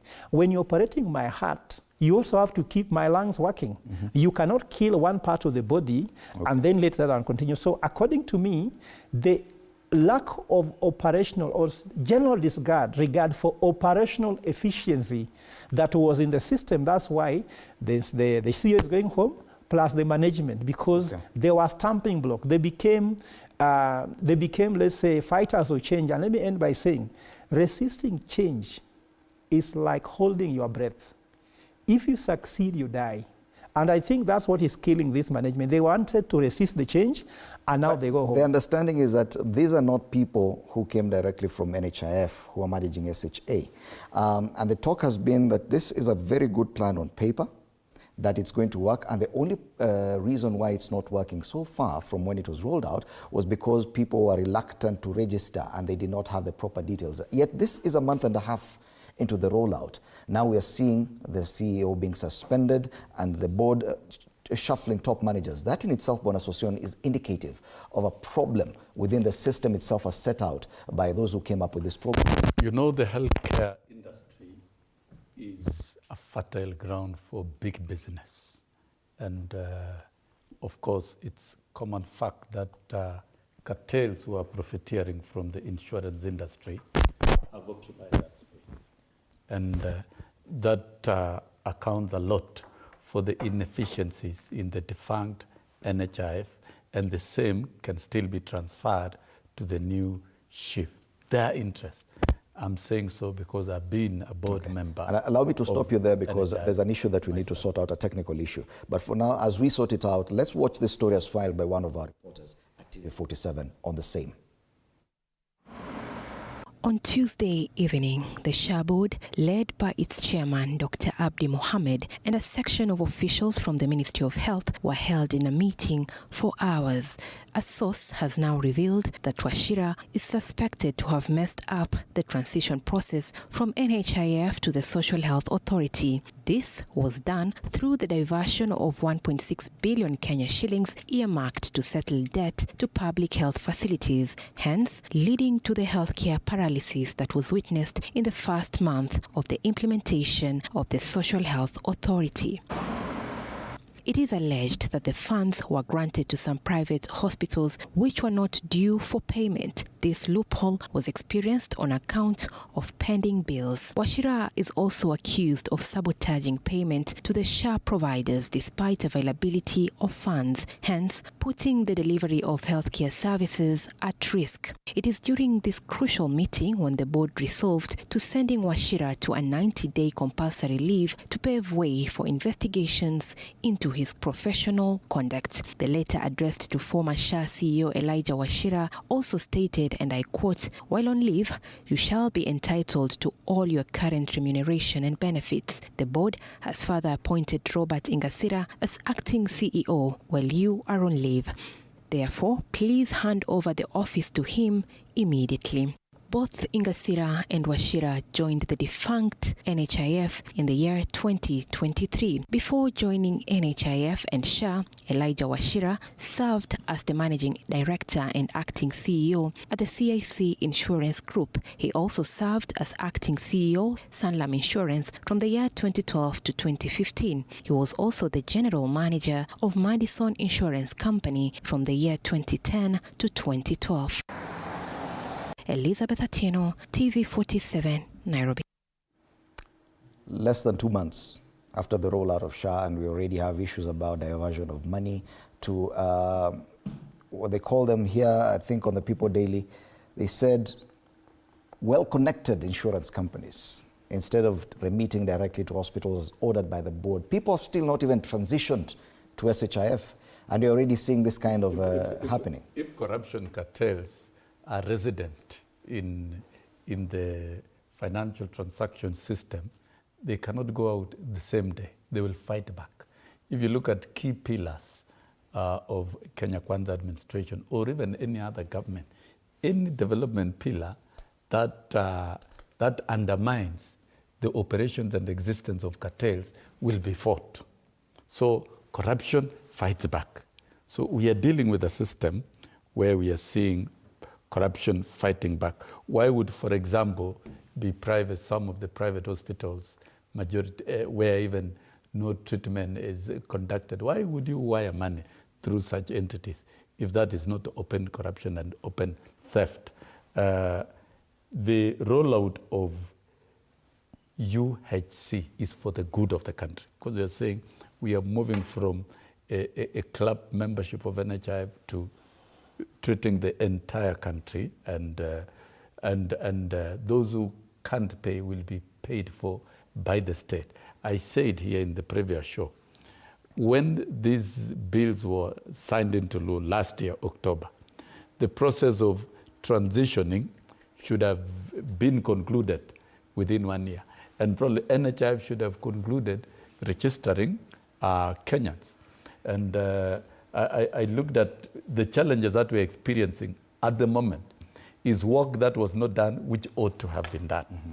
Yeah, for example. Isn't that failure? Yes, I've checked. I can give good example of what I've seen from Governor of Elgeyo Marakwet, who went around the facilities and he made a number of observations. One, the system is properly working even at health centers and is revolutionary.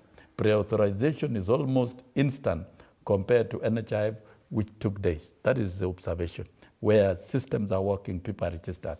But there are two challenges. One, the main challenge is that those Kenyans who have not registered, who go to hospitals expecting to be served for free.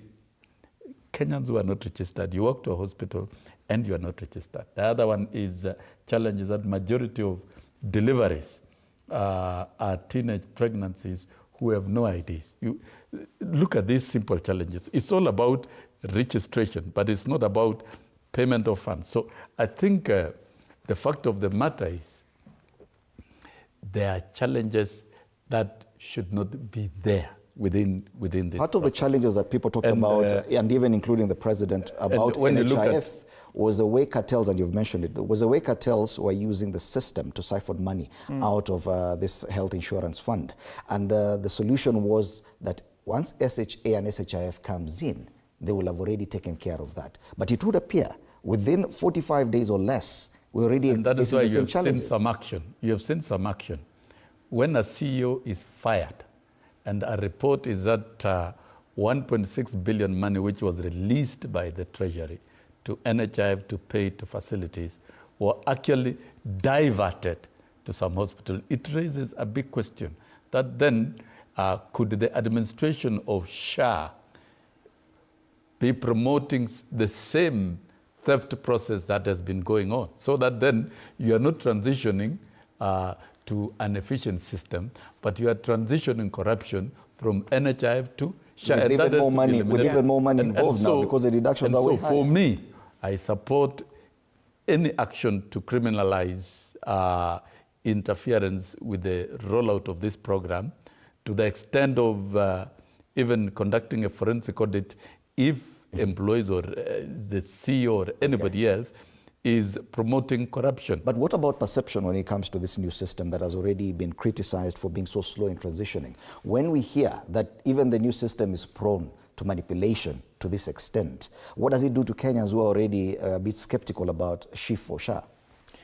Fred, I want to disagree with my very good brother, Sosion, because Sosion is not trying to tell us honesty. You see the problems like those when they are minor problems. There's not the reason why the CEO has been suspended. Actually, he has not been fired. He has been suspended. I think that what we are lacking in Kenya is that we don't have clean systems.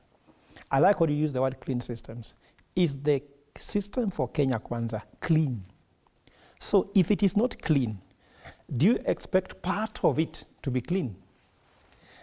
If you come from the topmost office in the country, if the topmost office is clean, that comes with force of gravity. It gets cascaded downwards. But if it is not clean, then you can see it everywhere. You can see it in the healthcare system. You see that was an issue. You go to education sector, you can see it there. You can see to any other aspect of government, it's not. So our plea to the president, just breathe right from your office. It starts right from there, because the fish rots from the head. When Singapore was transformed, the office of the president did not remain corrupt, then everybody else has to be clean, because not just the president. This country is corrupt everywhere. Everybody is trying to charge you higher. Even if you go somewhere, someone can even double. Even if it's a border, they'll double. They tell you, from here to here is 600 shillings. If you check on the app, it's 150. So it is not just this system. The system is not just government system. But even the private system, why are private healthcare also colluding with it? Why are insurance companies colluding? If there are people who says no, kama kuna mtu asema nimekataa, the day some people say nimekataa, then for realize cannot happen. For example, when I was in Spain, to get a fake receipt in Spain is almost impossible. But for us here, somebody will manufacture for you a receipt and give you. For example, you can take a book. When I was doing my PhD in Spain, you take a book to a photocopier and tell them, can you photocopy for me this? They tell you, no, sir, we don't copy more than 50 pages of anybody's book because that's intellectual property. Go to any photocopier in Kenya. Even if you take the whole library and you want to photocopy the whole library, they'll copy for you. So Kenyans ourselves, me, Fred Ogola, you, Sosion, you, Fred, and everyone else, are we clean? If we are not clean, the system will use us to do what they want. The CEO called Washira, he has been used by the system to siphon money. The issue he's talking about teenage pregnancies, those are not the issues here. The issues of Kenya is not being registered. Those are not issues. For sure, even in NHIF, there are so many people who are not registering. But the inefficiency we are seeing in SHA, for me, I think it was made by design so that people don't access the healthcare. As that money is not being paid to healthcare, they don't work. Then also the system has been made so that the healthcare providers are not paid. I'm in the Catholic Church Health Board. In Nairobi Diocese, we have 63 health facilities. The other day, we had to organize a meeting with the PS of health so that he can clarify to us this move from NHIF to SHA. Is it to abandon the pending bills? Because if you are owing money to NHIF, which no longer exists, can you go to SHA and claim your money? Then they guaranteed us they are going to give us the money. Now, there was supposed to be around something like 11 billion shillings to be wired to health providers as soon as possible. But instead of wiring that money, it has gone to the other side. Remember that politicians in this country are the biggest businessmen. So those well-connected insurance companies, you won't be surprised that it's Amaco, and we know who owns Amaco, isn't it? Amaco is owned right from the top, Remember also this Amaco is in the Haiti deal. We know that. The company that took insurance for the... So what we are looking at, people come to politics to become rich, not to serve Kenyans. And Fred, I would urge any Kenyans who ever want to lead this country, if the system is lean and clean, government services will be provided. But the SHA has not cured the two problems which were there. Lean and clean. And Fred, let me explain just lean. 70% of the premiums you paid to NHIF went into operational cost, leaving only 25% going to medicine and into hospital. Are we looking at the possibility of the same happening this time? Yeah, because the inefficiencies are there. So the leanness is to cut those operational structures, cost, and put them to the patient. And then the cleanness is to remove corruption. And corruption has been well cascaded and transported from NHIF to SHA. Page 10 of the Standard has the intervention of the MPs. Chaotic rollout of health scheme adds more pain to patients. And this is quoting MPs. Members of Parliament are concerned over the chaotic transition from the National Health Insurance Fund to the Social Health Authority, which is denying patients access to health care. Now, these are our representatives. You sit here, you've been a member of the National Assembly, and you know when MPs complain, that is the reality on the ground. They represent people. So when some people defend or talk about the success of SHA and the transition, and then MPs go to Parliament and question, I think it is not a question of talking about success, because when you talk of success, so what? Let's talk about challenges, the real challenges of rollout of UHC. And I'm happy the members of Parliament are speaking. They have the role of oversight and representation of the people. And we are speaking the same language. And we are saying, are our systems clean? That's the question. And the president has said, it is not clean. So the answer is clear, that there have been a lot of corruption. That's an admission that even a shift to SHIF does not cure the problem that NHIF had. And that is why I'm saying shifting from NHIF to SHA should not shift with the same problems. And that is something that needs to be dealt with administratively. Allow me, Prof, it's my turn. So one, the shift from NHIF to SHA should eliminate all the dirty things, including cartels.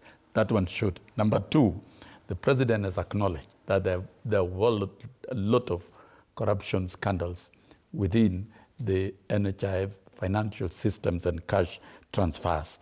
And the Comptroller and Auditor General has done the same. There's a report, it is public. And the healthcare providers has been the platform of siphoning money. And if you look at the control of funds at NHIF or SHA, now the Treasury has come in very strongly, so that then there should be thorough verification on what is being paid, so that you don't pay for services that were not rendered. You can pay contributors money to extortionists. That has to be checked. Then number two, to me, in the transition, there should have been proper verification of genuine claims and fraudulent claims. That should have been classified.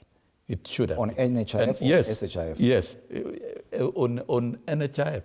Because then if you don't do that, if you continue paying fraudulent claims, and Professor has said, keep the systems clean. By keeping the systems, get rid of corruption practices. We all agreed. about that. And if somebody or some individuals are trying to continue with the same practice, then that must be stopped. Of course, we are talking about delay in pending bills.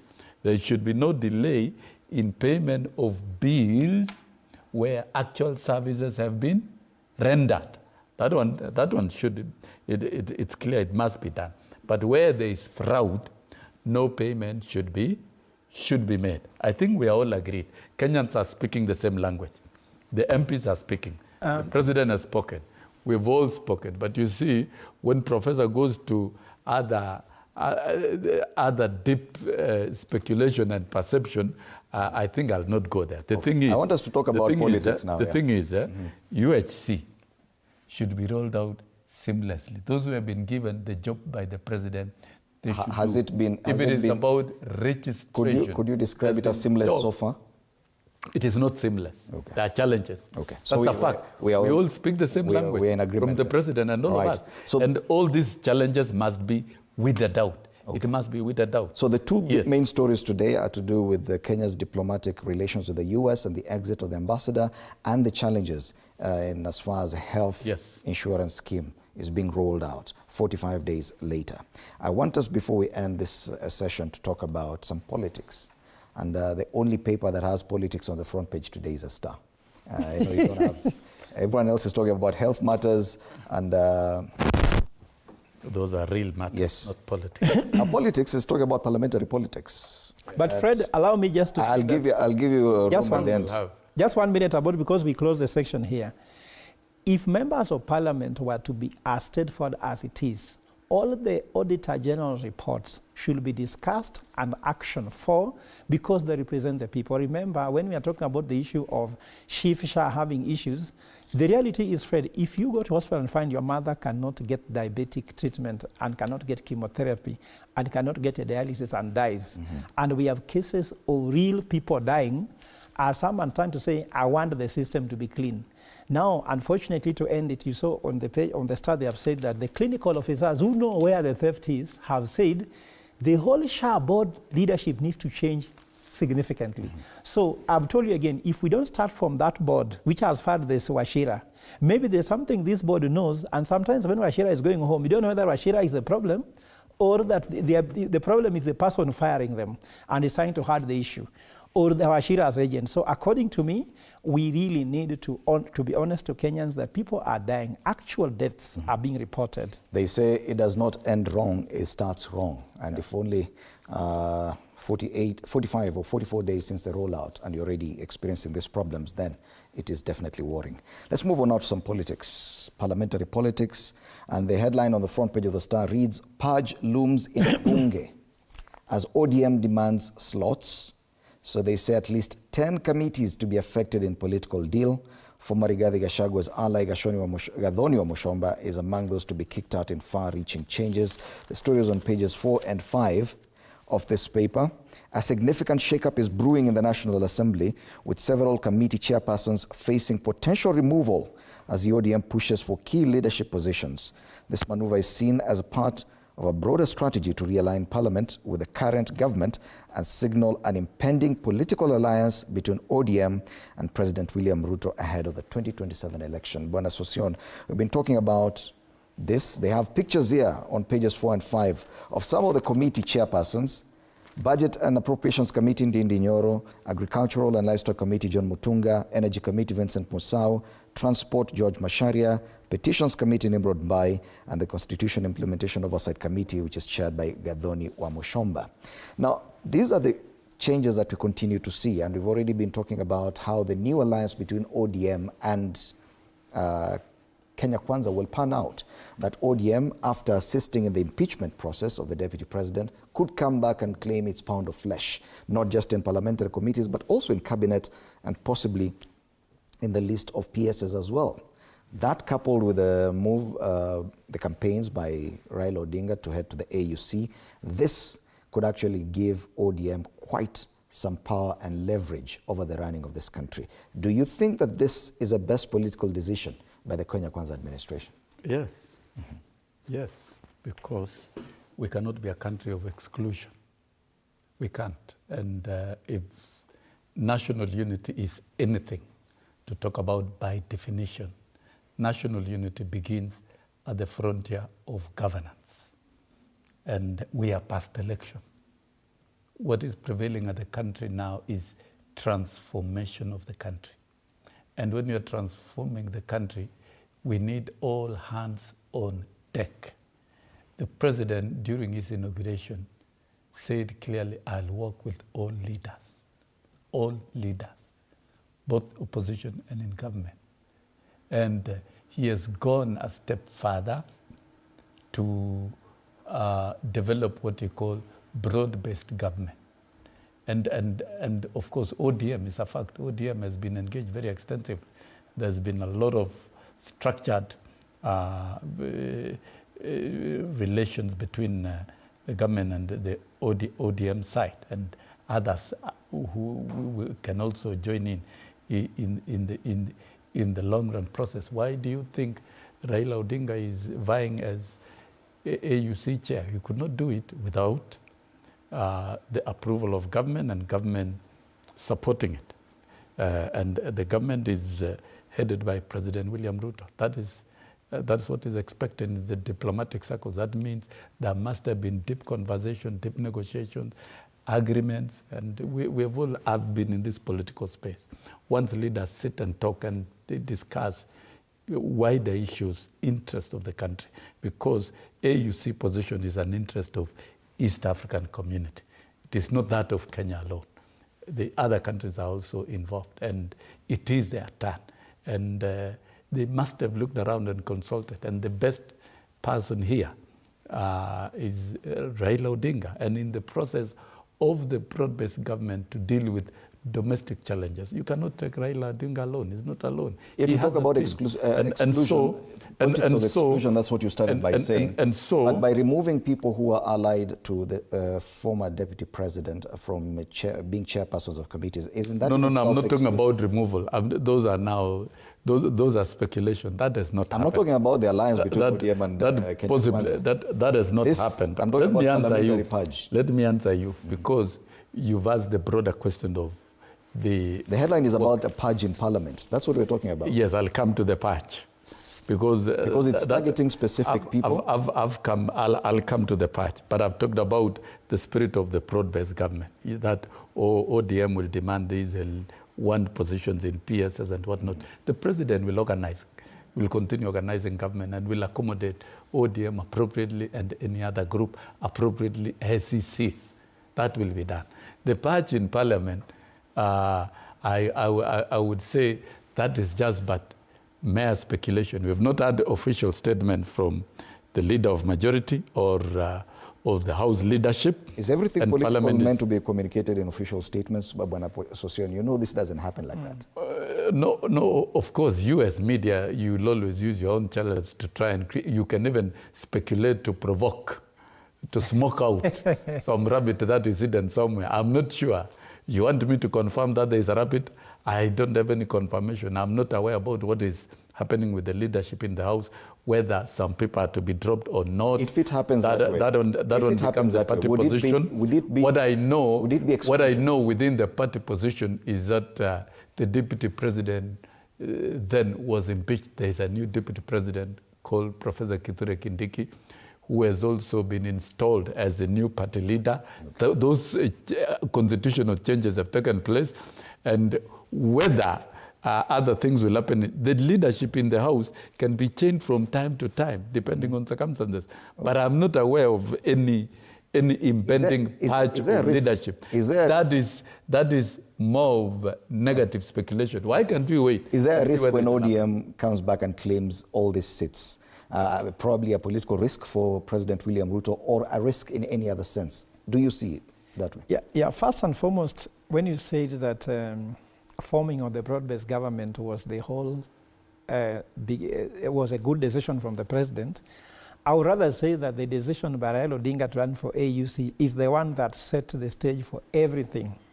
When he announced it in February 2024 in his house next to Basanjo, that he's putting up his candidature, the whole temperature of the country politically changed dramatically. And given Raila's towering political will, it was going to touch all institutions. It has touched even the presidency, where we have already had a deputy president being replaced, because without ODM, Gachagua could have not gone home because Ruto could have not raised the 2/3. Now, ODM, knowing that they are the ones actually almost keeping the president in office, and that is the leadership of Raila Odinga, they want to demand, and they are going to demand. And actually, the going of Raila Odinga to AU is breathing good political temperatures in the country. Like now, the president could not be talking about unity if Raila Odinga was on the street. Remember, the AU removed Raila Odinga from the street. Raila has said, I've changed as a person. I looked at his speech when he was talking in Addis Ababa. He said, you know me as a politician. Now let me tell you who I am as a corporate leader.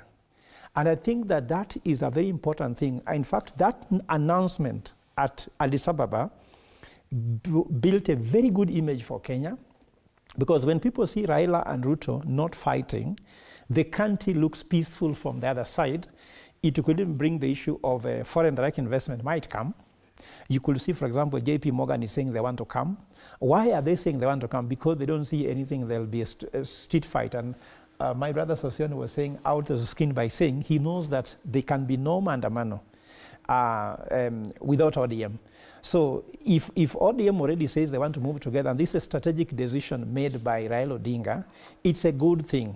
But now, the risk that William Ruto gets here, I want to say is that isolating Mount Kenya, continuously isolating Mount Kenya, might brand him as somebody who is vindictive. It could have been nice for him to say, I had a problem with my former deputy president, but I have no problem with any other person. Instead of that purge, it could be nice to throw an olive branch and tell them, excuse me, you are drumming support for the former deputy president. He's no longer in office. So it's just like David said, my son has died, there's no fasting. Come, let's work together, align. That could be the issue, the big agenda of the president of uniting the country. But you see, you cannot unite as you divide. But also I have to say here is that as somebody who knows about governance, the person who got elected by Kenyans is William Ruto. The person who knows the legacy he wants to give to Kenyans, it is him. So if he thinks that by aligning the parliament in a way that can be able to deliver his manifesto and policy will work, for me, what I'm waiting as just any other Kenyan, speaking on behalf of Kenyans, remember I've always called myself the people's economist, is that after that purge, will we get better healthcare? Will we sort out the issues that are bedeviling the country of cleaning up the systems? Will you be able to improve the education system, the SHA, the SHIF, the issue of about JCC? Will you be able to bring better economic times? Because you are seeing that 3,000 companies are closing because the economic situation is bad. Yet the same Star that has put that title said, the worst is behind us. So with the purge in parliament, because after removing Gachagua, we're supposed to see improved economic things for Kenyans. Now a purge in parliament. Is ODM taking key positions in parliament going to bring some policies where I said the president said that their policy and Raila Odinga's policy were more or less the same? And then lastly, just allow me to say that this might actually either improve the image of Raila Odinga if he manages to bring ODM into government in the number of experts for him to win the AUC as somebody who has destabilized Kenya. Remember when the Gen Z were on the badge, people started asking, what is next? Who is the next president? People started asking such questions. But now, after stabilizing Kenya, because Raila Odinga will have a role of stabilizing Africa, remember there's a lot of countries which are unstable. Somalia needs to be fixed. Remember that elections in Juba has just been postponed, isn't it? So Raila Odinga, who has got a towering career in politics and being known as somebody, a big figure in Africa, and he mentioned in his speech in Addis Ababa that his father was a founding figure in the AU. So then he needs to really ensure that when ODM comes to government, do not destabilize the government, but stabilizes the government, because he cannot be saying he wants to be a head of AU and destabilizes. And knowing Raila as we know it, Raila has always managed to have a solution when there's a crisis. Remember, between him and Moi, they sorted it out. Okay. They sorted elections could go either way. They sorted out. What happens if Raila Odinga loses the AUC seat, but by then he has a proper control of a huge chunk of the Kenya Kwanza administration? You know, Fred, you know, Fred, you want me to make prejudicial observations, and which, of course, I can tell you I am not going to make. And as a person who believes in collective spirit, collective organizing, we are organizing as Kenya to have Raila Odinga as chair of AUC. It is a serious agenda. So serious that we can't talk of failure. No, we can't. We can talk of if, because that if will not happen. We are organizing as East Africa to successfully front Raila Odinga as the chair. You have seen the engagements we've had, the launch of the campaign at State House with the heads of state of East Africa, and they were diplomatic networks. The launch in Addis Ababa, and several other engagements. And I can tell you, all indications are that Raila Odinga will be the chair AU. So you see, we are all going for it full length as a country. Okay. And So we don't want to imagine failure. And to use the word if. We have the about... The word if is only in the dictionary of pessimists. Okay, we have only and 5 we don't minutes. want as a country. Yes. And I want to split it pessimist. this way. There's this headline on the front page of Taifa Leo. Sema masuala ya ajira kumeharibika. So as you make your final comments, about 2 minutes and a half, because they're talking about athari za ushuru wa juu zaanza kubainika baada ya mashirika kadhaa kufichua mipango ya kufuta wafanyakazi. Wanazungumza kuhusu hatua za kampuni kubwa, na hapo wananukuu kampuni ya G4S na nyingine ya Tile and Carpets ambao vimetangaza mpango wa kufuta mamia ya wafanyakazi. Imezidi kufichua hali ya duni ya kiuchumi inayokumba maelfu ya biashara kutokana na kupanda kwa ushuru na mauzo kushuka. So as you make your final comments, touch on the economic situation with most of these manufacturers and other businesses shifting out of Kenya. Yeah, first of all, let me just conclude on the matter of AUC by saying that Ruto, having fronted Raila Odinga to win AUC, there's something Ruto has been known for, even if you don't like him or not. Ruto has not lost any political battle. And AUC being a political battle, I think it's political. He might actually win it because we told that Amina failed when it was being propagated. And of course, Raila needs to win this seat even for the pride of his community and country, because, you know, Raila has been known as a perennial loser, and so he has carried that for the community, saying that Luos also will never be whatever it is. So if Raila wins the AUC, will cement it, just like when Obama won the president for the US, Luos owned and said a Luo is the president of the free world. So I think for us in Kenya, it's a matter of pride, and those people not supporting Raila's leadership of AU are just being selfish because they want him home to carry their hand. But now going to the matters of economics, Fred, we have analyzed how economy grows, and economic growth is different from economic development. Economic growth means that the country can collect more revenue in terms of taxes, which is what is happening at the moment. But that actually sometimes can act opposite to economic development, because if you talk about economic development, about what is the income or per capita income, what is the education, how is education growing, transition from primary to secondary to university, and also getting jobs. If people can't get jobs, education is not complete, because I can't tell you what you need a certificate, because what do you need a certificate? Certificate cannot be eaten. So we are looking at the economic policies of bottom up, not being able still to deliver what it was promising to be. Maybe this is the time the president needs to step back and say, this economic council, what advice are they giving? Because I saw the president issues an order that all the government officials have to sign the bottom-up performance contract. But what was bottom-up supposed to deliver? Remember, the person who came with bottom-up, Joe Biden, bottom-up and middle out, actually has mismanaged the US economy. And that's why even Kamala Harris struggled to beat Trump, because she's in State House, in White House, saying, I will do. Why didn't you do it? So the economic baggage that he was having helped solve. So we're asking the president, this is your third year. You begin your third year of your presidency. Could we still be saying you need more time? And if you need time, what are the areas of the economy you need to touch that can improve? I've heard now they're proposing more taxes in the next finance bill, will those more taxes recover these people who are losing jobs? Remember, when these people lose jobs, even you lose taxes. You lose taxes twice. One, by them paying taxes before they get their salary. Secondly, when they go buy consumables like food, they consume other things. So the consumption driven is an issue. And then lastly, the president promises that he is not going to subsidize consumption, but subsidize production. But we are seeing corruption being more in the demand side of the economy, where people, for example, G2G oil, all these things. But we have not seen much money going into subsidizing production, value addition, so that we can make more money. So I want to suggest that there should be a new change in policy to ensure we bring technology, we lower the cost of production so that Kenyan products can be competitive, but also so that Kenya can be a place where people can harvest. Because as you have a relation with the US, AUC is coming in. If we don't address the domestic economic issues at home, we cannot be able to gain from the benefits of these things outside the country. Asante sana, Prof. Finally, Bwana Sosion, on this economic issue.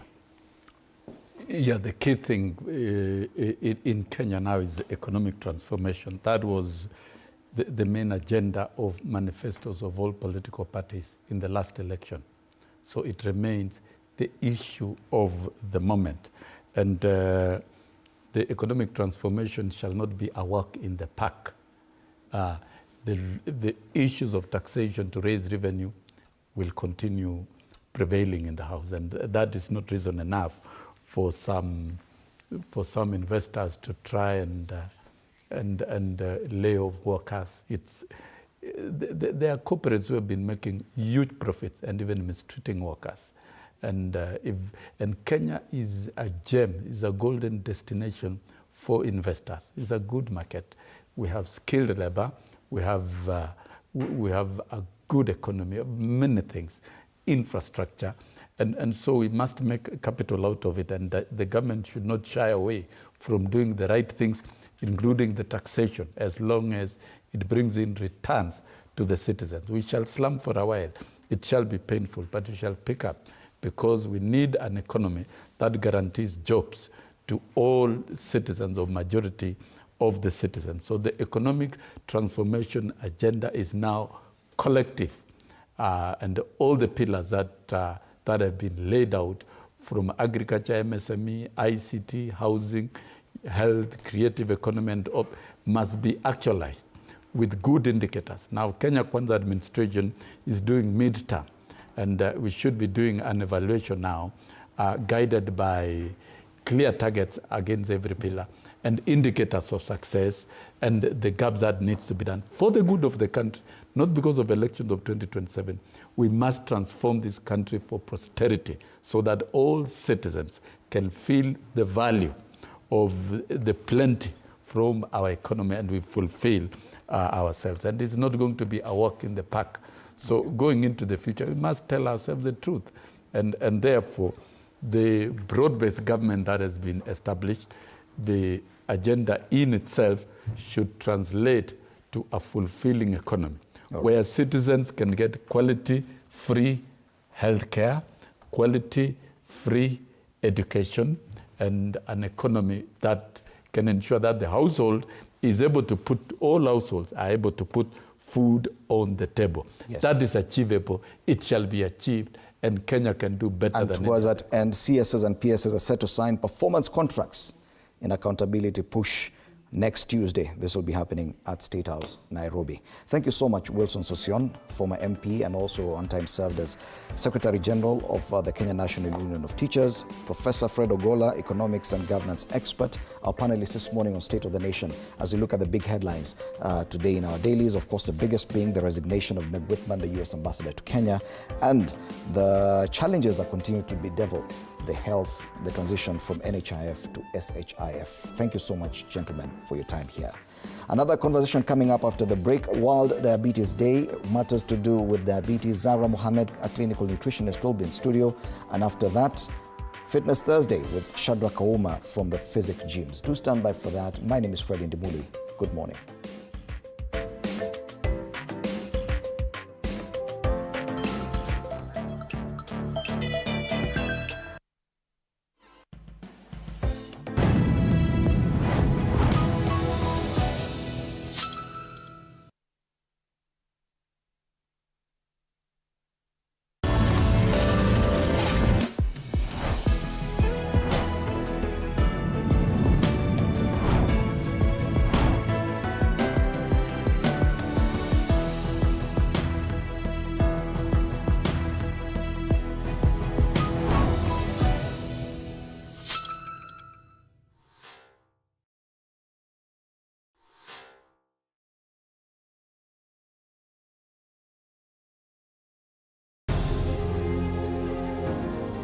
Vile unavyojua watoto wengi sana hawana namna.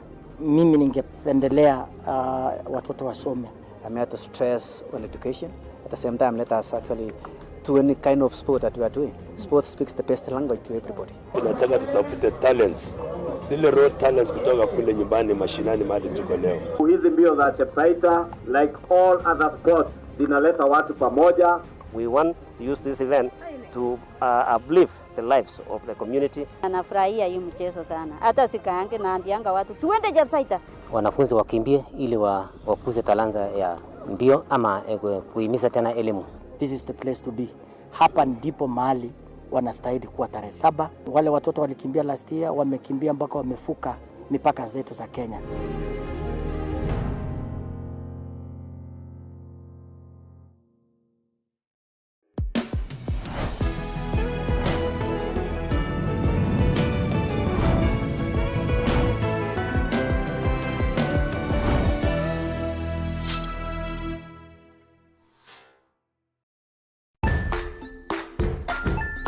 Hey there, friends. Welcome to Kids on the Block, where fun and imagination come alive.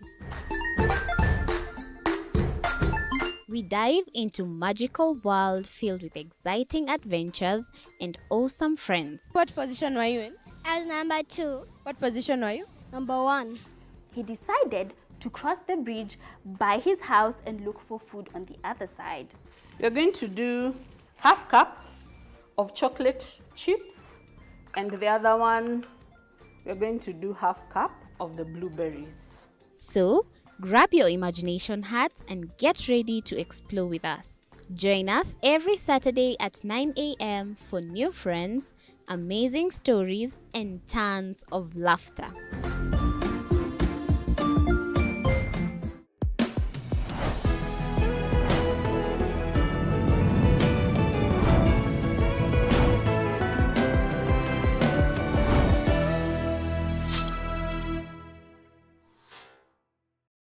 Join us as we explore the journeys of those who defy the odds and break barriers. We dive deep into the stories of triumph. Sometimes when parenting a child with a special need or whatever disability, family life becomes a bit complicated and you may end up raising the child on your own. Here, we inspire. I have a farm which one we showcase with other dyslexic youths and autism, how to farm. Motivate. It's never easy, but what we do, the best thing is to work with another parent who has an elder child than yours. And break through the barriers one story at a time. Push your boundaries beyond the limit. Saturdays at 8 p.m.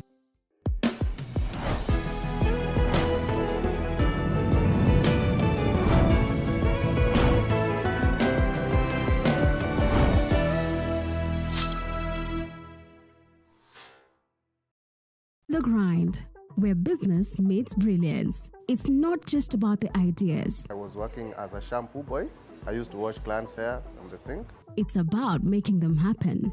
From big wins. In primary school, when we would be asked what people want to be, I was categorical that I want to be a nurse. To hard lessons. The consoles change, the gaming equipment keep changing. We cover it all. Tune in to The Grind, where every episode is packed with insights. The person who is serving customers, always be a customer-centric. Strategies. When you pay attention to detail, you get luxury items. And stories to fuel your ambition. Don't just dream it, grind it. Mondays at 7:30 p.m.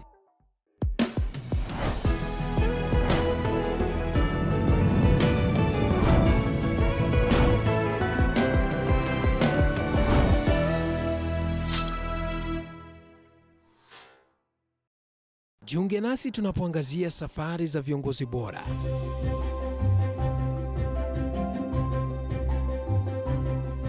Kutoka kwa ushindi mkubwa hadi masomo magumu. Wakati wetu kwamba wasichana si wa kusoma, ni wa kuolewa, ng'ombe ipatikane, wazazi wakuwe watajiri. Tunashughulikia yote. I wish I were a better investor. My parents taught me how to look for things for myself. Tazama Mfahamu Kiongozi, ambapo kila kipindi kimejaa maarifa, mikakati na hadithi za kukuza azma yako. For me to succeed, I have to fight. Kila Alhamisi saa 1:30.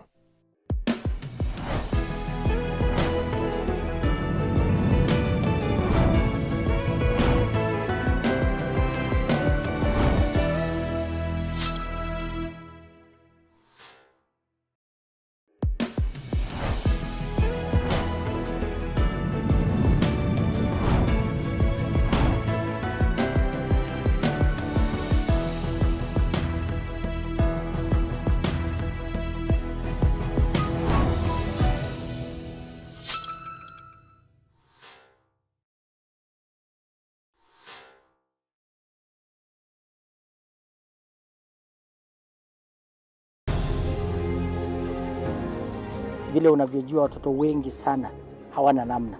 Mimi ningependelea watoto wasome. I'm here to stress on education. At the same time, let us actually do any kind of sport that we are doing. Sport speaks the best language to everybody. Tunataka tutafute talents. Zile raw talents kutoka kule nyumbani mashinani mahali tuko leo. Hizi mbio za Chepsaita, like all other sports, zinaleta watu pamoja. We want to use this event to uplift the lives of the community. Anafurahia hii mchezo.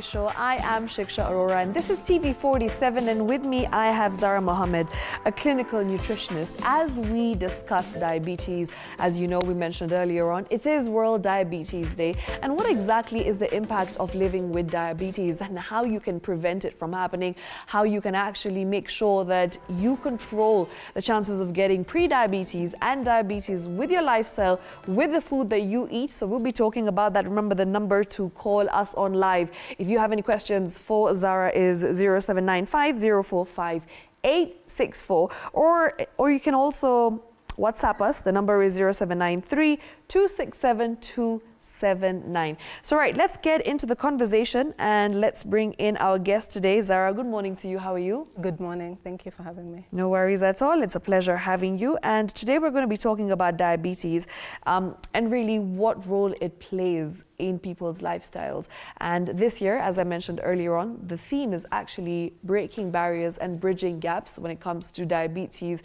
And I guess also just demystifying what diabetes really is and what living with diabetes is and the implications on a person's life. So maybe you can start off by telling us what diabetes is and also, you know, what it does to a human being, in the sense how it changes your lifestyle, the food you eat, the food that you are supposed to avoid, and what really you have to do in terms of prevention. Okay. So diabetes is a chronic condition, so it's characterized by elevated or high glucose levels. Okay. So glucose is our body's preferred source of energy, so it's what our cells essentially use, you know, to carry out very many chemical processes. Okay. And glucose is formed from the breakdown or from the digestion of carbohydrates. So carbohydrates include both starchy foods like, you know, bread, pasta, rice, as well as sugary foods like, you know, fruits, sweets, as well as desserts. So like even wheats, for instance, like when you're having, for example, chapati, when you're having cereal, yes, all of that, rice, yes, as you said. Yes, yeah. But, you know, so with diabetes, it's so when there's when it's consistently high over an extended period of time, so that's when you know, diabetes comes in. So it's normal, you know, like for example, when you have rice or chapati, your glucose levels, you know, will definitely rise. So that's normal. But now it's the, you know, consistently high, you know, readings that then end up causing a problem. So, you know, there's also this misconception that, you know, if you have diabetes, you should cut off carbohydrates or you should, you know, cut off sugar. So it's actually not true. Okay. You know, really the focus should be on the portion as well as the quality of the carbs that you're having. All right. Now, since you have mentioned carbs, maybe let's get into that. How do different types of carbohydrates affect your sugar levels? Yeah. So we have the refined carbohydrates, so like the white rice, the white pasta, the white bread. So typically these ones have, you know, little to no fiber. Okay. And so if someone with diabetes consumes them, typically we'll see a very sharp increase in their glucose levels. And so this is why we advocate for them to go for more of the whole grains, so the brown rice, the whole wheat bread, the brown or the whole wheat pasta. So this is much more preferable because of the effect of fiber. Okay. So fiber will actually slow down the breakdown of that particular food. So it essentially slows down the rate at which the glucose arrives, into the bloodstream. All right. Yeah. And what are some of the best foods that an individual could take to kind of stabilize your blood sugar levels throughout the day? Because you have mentioned that sometimes you will see a spike, right? Yeah. So what could you possibly take to bring it down and just give it a nice balance when it comes Yeah. to blood sugar levels? So I think the best place to start would be breakfast. So breakfast is actually very powerful in terms of how it impacts how our blood glucose levels behave throughout the day. Right. So typically what we advocate for is a breakfast that is centered around protein primarily, as well as healthy source of fats as well as vegetables. Okay. So when it comes to protein, for one, will actually increase satiety. But two, the digestion of protein is much slower compared to carbohydrates. So if you think about it, when you wake up, you've just come out of a fasted state. So anything you eat is digested very quickly. So typically we start our day with, breakfast cereals and tea and bread and all of that. Essentially, a lot of carbs for our breakfast, and with that, what happens is carbs are normally broken down very quickly. So you will get that high in terms of feeling energized, but like in the next 2 hours, you feel like, your energy is low, you're already feeling a bit hungry, you end up feeling fatigued later in the day. So when you start your day with, primarily protein and fat, this actually makes sure that your glucose levels remain stable throughout the day, but that also that you're able to remain full or satiated until lunchtime. All right. Yeah. Maybe you can tell us who exactly is at risk of diabetes? Yeah, so when it comes to the risk factors, it's a mix of genetic as well as lifestyle factors. So we have either being overweight or obese. If you have a family history, either a parent or a close sibling who has diabetes, physical inactivity can also cause it. If you are pre-diabetic, of course, so all of these factors would lead to that. All right. Now let's talk about living with diabetes, right? And how it changes your lifestyle, it changes what you eat, it changes what you're consuming. So, for example, you have a social gathering and, you have a family event and you are prone to get diabetes, you're at high risk, as you said, and also sometimes you do have type 2 diabetes. So maybe you can start off by telling us what type 2 diabetes is, and then secondly, if you are somebody who is living with diabetes, how exactly do you change your foods? What do you eat? What do you not eat? What do you try and avoid to be able to just be healthier? Yeah. So type 2 diabetes is the most common type of diabetes, and it's caused by insulin resistance. So insulin is a hormone produced by the pancreas, and the function of insulin is to ensure that your glucose levels remain stable, or rather remain, within the required range. And so in type 2 diabetes, when I say insulin resistance, what is happening is the body's cells are actually becoming resistant to the effects of insulin. Because how insulin works is that it actually sort of acts as a key. So it tells your cells to take up the excess glucose flowing in your bloodstream. So with insulin resistance, your cells are no longer responding to insulin, in the normal way or in the way that it is that is required. And so you do get these very high, levels of glucose. Okay. Yeah. So. Right. So when it comes to, you ask, the Yes. social gatherings, how do you, maneuver? Yeah. So really the focus should be on balance, so ensuring that you do have a source of protein, a source of fat, vegetables, taking up, a bigger portion of your plate as well. And then, like I said, there is no need to cut off carbohydrates or sugars completely. Yeah. It really is all about the quality as well as the portion. When it comes to, for example, treats like cakes and all of that, it is unfair to assume that an individual will never consume that. It definitely will happen. So the question is, how does it happen in a way that is safe for the individual? And sustainable. Yeah, and sustainable. So for example, taking a salad before, let's say before you have fries or before you have a piece of cake, taking a salad before that, that would actually ensure the salad contains fiber. So it would actually ensure that, you know, even after you've had your fries or your cake, you know, the rate at which the glucose is arriving into your bloodstream is at a much slower rate. Or you could even use vinegar, whether it be white vinegar or apple cider vinegar, you know, just a tablespoon in about a glass of water. Okay. Drink that like 10 minutes before you have something that is high in sugar or high in starch. Again, very effective in terms of ensuring that, you know, you are enjoying what you love, but in a way that is safe. Wow, that's a great tip, actually. And how exactly does intermittent fasting work? You know, we've heard this term quite a bit. People have been using it. It's something that has become very popular of late, and people have been talking about intermittent fasting and what it's done for them, especially if you are living with diabetes. So is that something that's advisable? And what exactly is intermittent fasting for our viewers who are watching at home who have no clue what it is? Yeah. So intermittent fasting is essentially when you have this set time, this period where you're allowed to have all of your meals, and for the remaining hours you're supposed to, you know, fast and only take water. So intermittent fasting can be effective. Yes. Particularly, you know, because even with diabetes, when it comes to the treatment and even the management, weight loss is a very big part of that. You know, when we think of an individual going into remission, weight loss plays a very big role, and intermittent fasting can actually help. But, you know, there is, you know, the more extreme examples, but it's not necessary to go that way.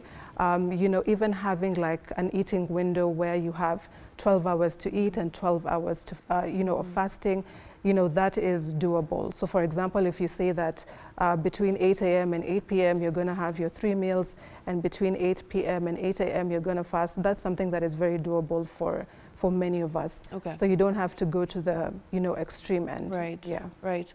And Zara, you know, we are approaching the festive season. December is right around the corner. People are going to be making merry. People are going to be indulging in food, drinks, alcohol. So what advice do you have to such people who are at high risk of diabetes? And of course, when it comes to alcohol especially, how does it impact your blood sugar levels? And people who have diabetes, what should they do when it comes to the amount of alcohol that they're consuming? Yeah, so it's something that, you know, is of, you know, very great concern, you know, particularly alcohol.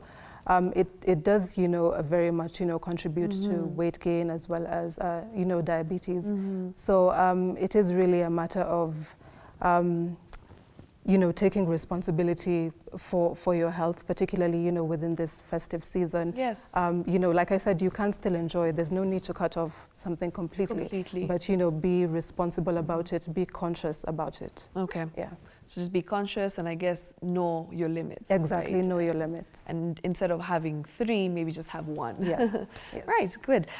Zara, let's talk about the substitutes that are in the market. I'm talking about the sweeteners, right? So people have been using sweeteners of late instead of sugar. Traditional sugar rather, in their tea, in their coffee, in the desserts as well.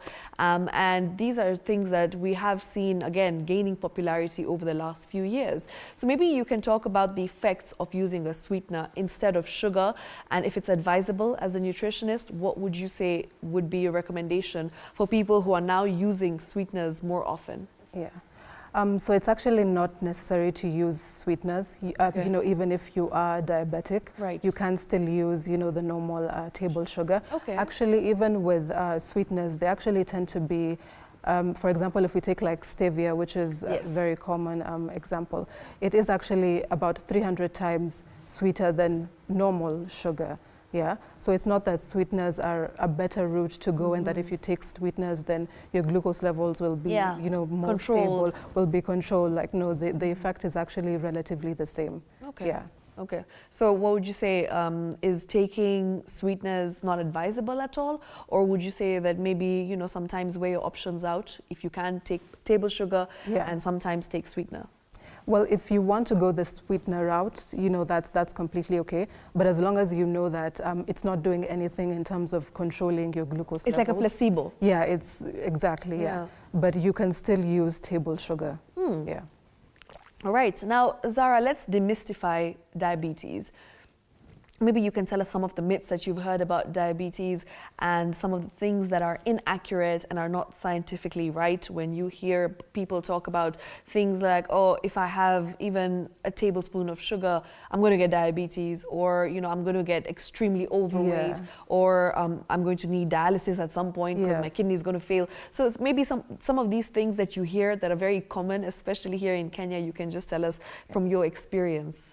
Yeah, so one is, you know, what you mentioned, you know, sugar causes diabetes, sugar causes you to gain weight. So sugar actually does not directly cause diabetes. Okay. The overconsumption of it would definitely lead to diabetes, but I can say the same about protein and fats. So even the overconsumption of protein and fat would still cause you to gain weight, can still cause, you know, diabetes. And so, you know, sort of the vilification of sugar and carbohydrates, you know, altogether as the main reason behind many of these chronic diseases is definitely one of the major problems I come across, you know, people going on extreme low carb diets, or, you know, and typically they tend to be very unsustainable, right? Yeah, they are. Yeah, and when you're trying to, you know, improve your health, you always want to go with something that is sustainable, that you can keep up with long term.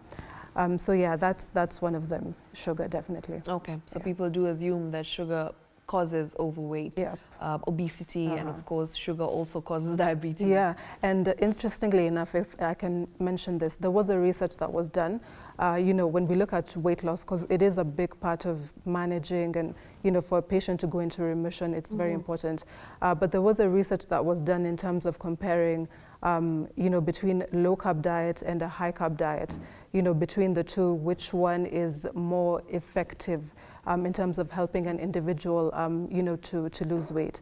And what they've found is that, in fact, a low carb diet is not more effective than a high carb diet when it comes to weight loss. So you can still lose weight, you know, even when following a high, you know, a high carb diet, as long as you are, you know, eating within your calorie requirements, and you are meeting your daily protein needs. Really, that should be the main focus. So whether you choose to go low carb or high carb, it really doesn't matter. All right, thank you very much for clearing that out, Zara. Now, if you are watching at home, remember we are having a conversation about nutrition and, of course, diabetes. Today is World Diabetes Day. So you can send in your questions. The number to do so on WhatsApp is 0793 267 279. Once again, 0793 267 279. I am talking to a clinical nutritionist in studio. Her name is Zara Mohammed, who is just telling us about diabetes and how food impacts your sugar levels, your blood sugar levels. So you can be in touch with us, ask her any questions if there's something in specific you want to know about how to maintain diabetes, or, you know, there is some sort of foods that you're thinking of consuming but you're not sure about. Well, this is your time to get those questions in. You can also call us live in studio on 0795 045 864. Once again, 045 864. Talk to us. This is the Morning Cafe Show, and this is TV 47 as we talk about diabetes on this World Diabetes Day. Now, Zara, you know, there are specific needs that diabetes patients have, right? Maybe you can tell us in terms of things that they need to be doing that is advisable as a nutritionist. Yeah, so is it particularly in terms of nutrition? Yes, in terms of nutrition. And also maybe in a nutshell, you can also tell us as a whole, if you are to live with diabetes and of course live a healthy life having diabetes, what are some of the things that you need to be doing and some of the things that are, I guess, not advisable? Yeah. So definitely when it comes to food, focusing more on whole foods.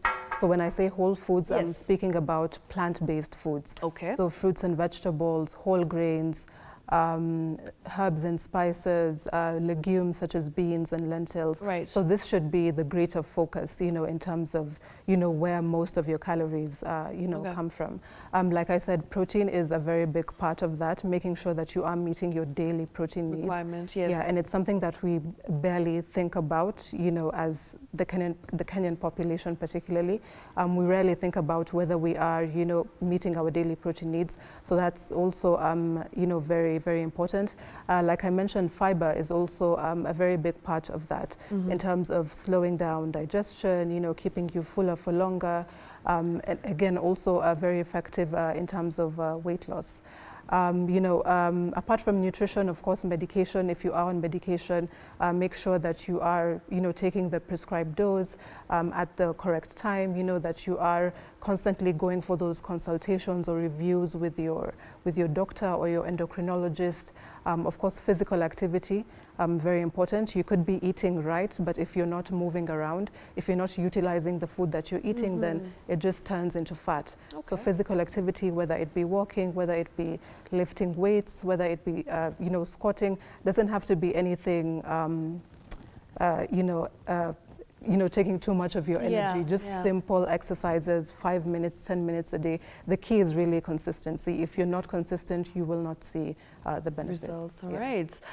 Zara, let's talk about snacks, because sometimes people have habits that they want to just indulge in a quick snack on the go when you're working. We have very busy lifestyles and people have very tight schedules. So in between meals, sometimes you're hungry and you have to go for a meeting, for instance, and you just want a snack. You want a quick fix. So what advisable snacks, healthy snacks rather, in specific, would you say exist in the market for people who are living with diabetes or people who have just high sugar levels? So we're looking at healthy snacks that actually will kind of control your blood sugar levels. Yeah. So fruits, low sugar fruits like, green apple, avocado, going for yogurt, plain yogurt, fruits like berries, nuts and seeds, very good sources of omega-3, healthy sources of fat. So those are, just some examples of, snacks someone can use. All right, okay.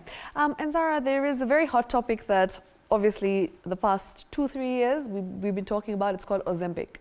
Every single person, especially in the West, seems to be consuming Ozempic, and not for the right reasons, because maybe you can tell us what exactly Ozempic is. I know a side effect of Ozempic is weight loss. Yes. And people are using it to suppress their diets, to suppress their appetites rather, so that they eat less. And then of course at the end of the day, a side effect is weight loss. But this is actually a medicine that has been catered specifically for people who are living with diabetes. Yes. And there seems to be a shortage in the world. Everywhere you go, Ozempic seems to be run out, and you go to a pharmacy, they're like, no, we're out of Ozempic. We don't have Ozempic in stock. And that's because people are using for the wrong reasons, and that's to lose weight. It's a quick fix. It's a shortcut to losing weight. So what exactly is Ozempic for someone who has no idea, and why is it that Ozempic has become such a rage in the world? Yeah. So like you said, Ozempic is a drug it's an injectable drug that was designed for individuals with type 2 diabetes who had, struggled losing weight. Because it's been so effective in terms of weight loss, that's why we see the surge. And, as you know, with diet culture, just how much weight loss is such a, achieving the perfect body, the thickness, body standards. How, there's so much pressure, be it on men or women, to have that perfect body. And so that just explains why, there's been such a surge in terms of, individuals even who don't have diabetes, going for it. In terms of the effect, so like I said, it's for type 2 diabetes individuals. Yes. So if you don't have type 2 diabetes, then there are those adverse effects that come with it. There are those reactions that come with it. Also, it is, a drug that is quite expensive. Like you said, absolutely, it's a quick fix. So it's something that is not sustainable. And typically what we are seeing currently is individuals, after using this drug, once they come off the drug, then there is that, the weight sort of comes back, the old habits come back. So, that just shows how much it should not be used for weight loss if you don't have type 2 diabetes. Right, and this seems to be quite a phenomenon, especially in the West, where all these celebrities are using Ozempic. Yeah. And because of that, it seems to be gaining popularity, and every single person wants to know more about it. There's this increased curiosity when you talk about Ozempic. So are there other drugs like this that, people with diabetes specifically should be using, type 2 diabetes, or is it just currently Ozempic is the most common one and it's the only one? No, there's so many other, types of drugs. There's insulin, there's glucophage, there's so many other, the oral drugs as well as the injectables. Okay. So there's so many other drugs that we have been using before Ozempic came up, All right. And we're still using them. All right. Yeah. You've been mentioning that protein is very important for you, right? And of course, even fiber as well. So what are the right amounts of protein that a person needs to be consuming on a day-to-day to maintain a healthy lifestyle and, of course, a healthy diet? Yeah, so it really depends on an individual. We normally use, for example, for adults, yes, an adult should be taking 1.6 grams of protein per kg per day. Okay. So let's say if your weight is 60, so multiply 60 by 1.6, that gives you the amount of grams you need to be taking per day. And it can go higher, you know, depending on your requirements. Maybe if you have a disease that is increasing your protein needs, you know, depending on your goals as well. If you're trying to build more muscle, maybe look a bit more toned. But typically, you know, between 1.6 to 2 grams of protein per kg per day. Okay. Yeah. All right, interesting. Zara, let's talk about diabetes, especially for pregnant women. How exactly are pregnant women supposed to control diabetes, and what are the effects of living with diabetes as a pregnant woman? And you know, as you know, when you're pregnant, you have cravings. Yeah, so how exactly are you supposed to maintain a healthy diet when you are pregnant, living with diabetes? Yeah. So yeah, it is definitely a challenge being pregnant and having a disease that is sort of limiting your options. But it is very necessary, you know, for the health of the mother as well as the baby. So the same strategies we've talked about, you know, they apply the same way to a pregnant woman. Of course, in terms of the calorie or the energy requirements for a mother, that would be higher because of the growing child. Okay. And typically what we see with we call it gestational diabetes, yes, is that, you know, once the mother has delivered the baby, typically we see you know, the glucose levels coming back to normal in most cases. But there are those instances where, you know, an individual will, you know, seemingly have to live with diabetes for much, much longer. Yeah. Is diabetes hereditary? Can it be passed down through generations? You know, could you have like a grandma, for instance, or one of your parents has diabetes, and then you also develop diabetes from a very early stage? Or is it just something that happens because of lifestyle factors? Yeah, so genes do, you know, definitely play a part. So family history, a parent, a close sibling, particularly, you know, very close family members, right? You know, having immediate family, immediate family members. But you know, the environment is what signals the gene.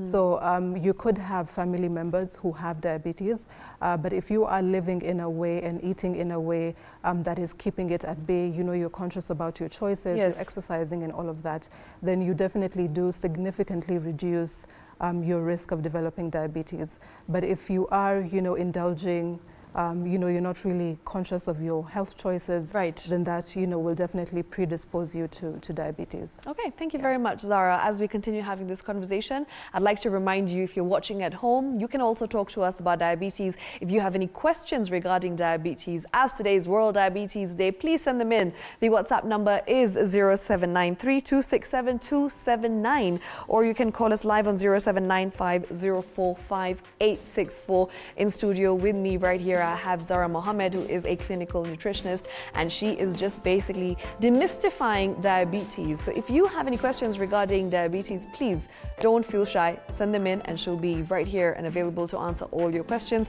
For now, let's take that short break. We'll be back in just a moment.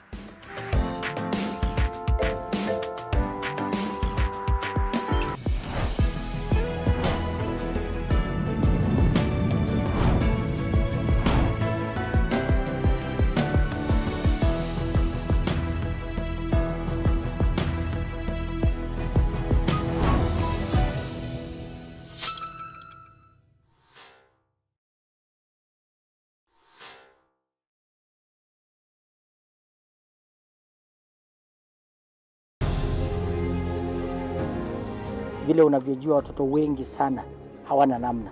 Mimi ningependelea watoto wasome. I'm here to stress on education. At the same time, let us actually do any kind of sport that we are doing. Sport speaks the best language to everybody. Tunataka tutafute talents, zile raw talents kutoka kule nyumbani mashinani mahali tuko leo. Hizi mbio za Chepsaita, like all other sports, zinaleta watu pamoja We want to use this event to uplift the lives of the community. Anafurahia hii mchezo sana. Hata sikaange naambianga watu tuende Jabsaita. Wanafunzi wakimbie ili wakuze talanta ya mbio ama kuhimiza tena elimu. This is the place to be. Hapa ndipo mahali wanastahili kuwa tarehe 7. Wale watoto walikimbia last year wamekimbia mpaka wamefuka mipaka zetu za Kenya.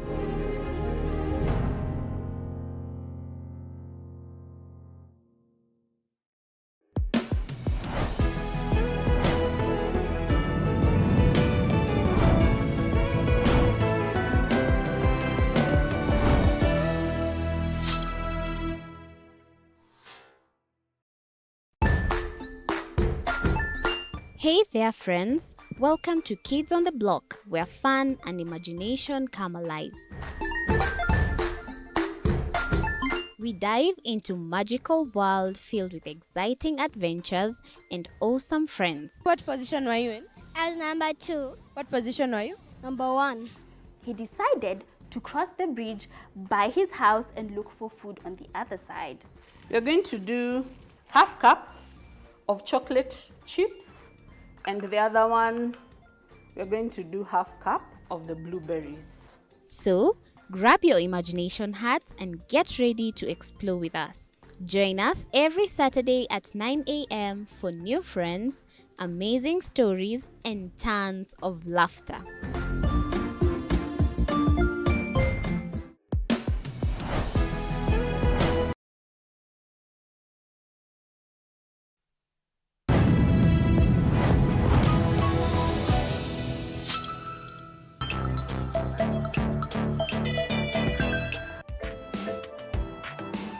Welcome back. You're watching TV 47 and this is the Morning Cafe Show. I am Shiksha Arora. Right before the break, we were talking about diabetes and we will still continue to have that conversation with me in studio. I have Zara Mohammed, who is a clinical nutritionist. And as I told you earlier on, this is your chance to ask all those questions regarding diabetes. Today is actually World Diabetes Day. So if you want to talk about diabetes, if you have any questions, any concerns, anything that you need to get some sort of clarity on, this is your chance. 0793 267 279, that's the WhatsApp number, or you could also call us on 0795 045 864 to get your questions in. Or if you have any comments regarding diabetes, now is the time to just air them right here on the show. Right, so Zara, you know, when it comes to diabetes, how exactly does an individual know that they have diabetes? Are there certain factors, are there certain symptoms that could actually show that you have diabetes? Because sometimes you could be living with diabetes and you have absolutely no clue. Yeah, absolutely. So some of the, telltale symptoms is frequent thirst, frequent urination, as well as frequent hunger. Mm-hmm. So these three are, typically what tell us or indicate that we should probably check this individual's glucose levels. But weight loss is also, very typical. Common. Yeah, even in diabetes. And what's very interesting is that even those of us who don't have diabetes, we should be concerned about our glucose levels because we were talking about the spikes, right? So when your glucose levels rise sharply and then fall very quickly. So it actually tends to happen even in those of us who don't have diabetes. And glucose spikes will manifest in different ways. For example, an individual can complain of chronic fatigue. So, constantly being fatigued or cravings throughout the day or being hungry constantly or even, glucose spikes can even come in the form of skin issues like acne or eczema or even hormonal issues as well, or even brain fog, depression, anxiety, and then long term you see it manifesting as diabetes. Okay. So essentially with these chronic diseases, it's something that takes years and years before you finally get the final diagnosis of diabetes. But if you are keen, then you'll realize that, these are things that were actually showing up much, much earlier. It's just that I didn't have, maybe the education or the knowledge to know that, maybe I could have done something differently. Right, Yeah. right.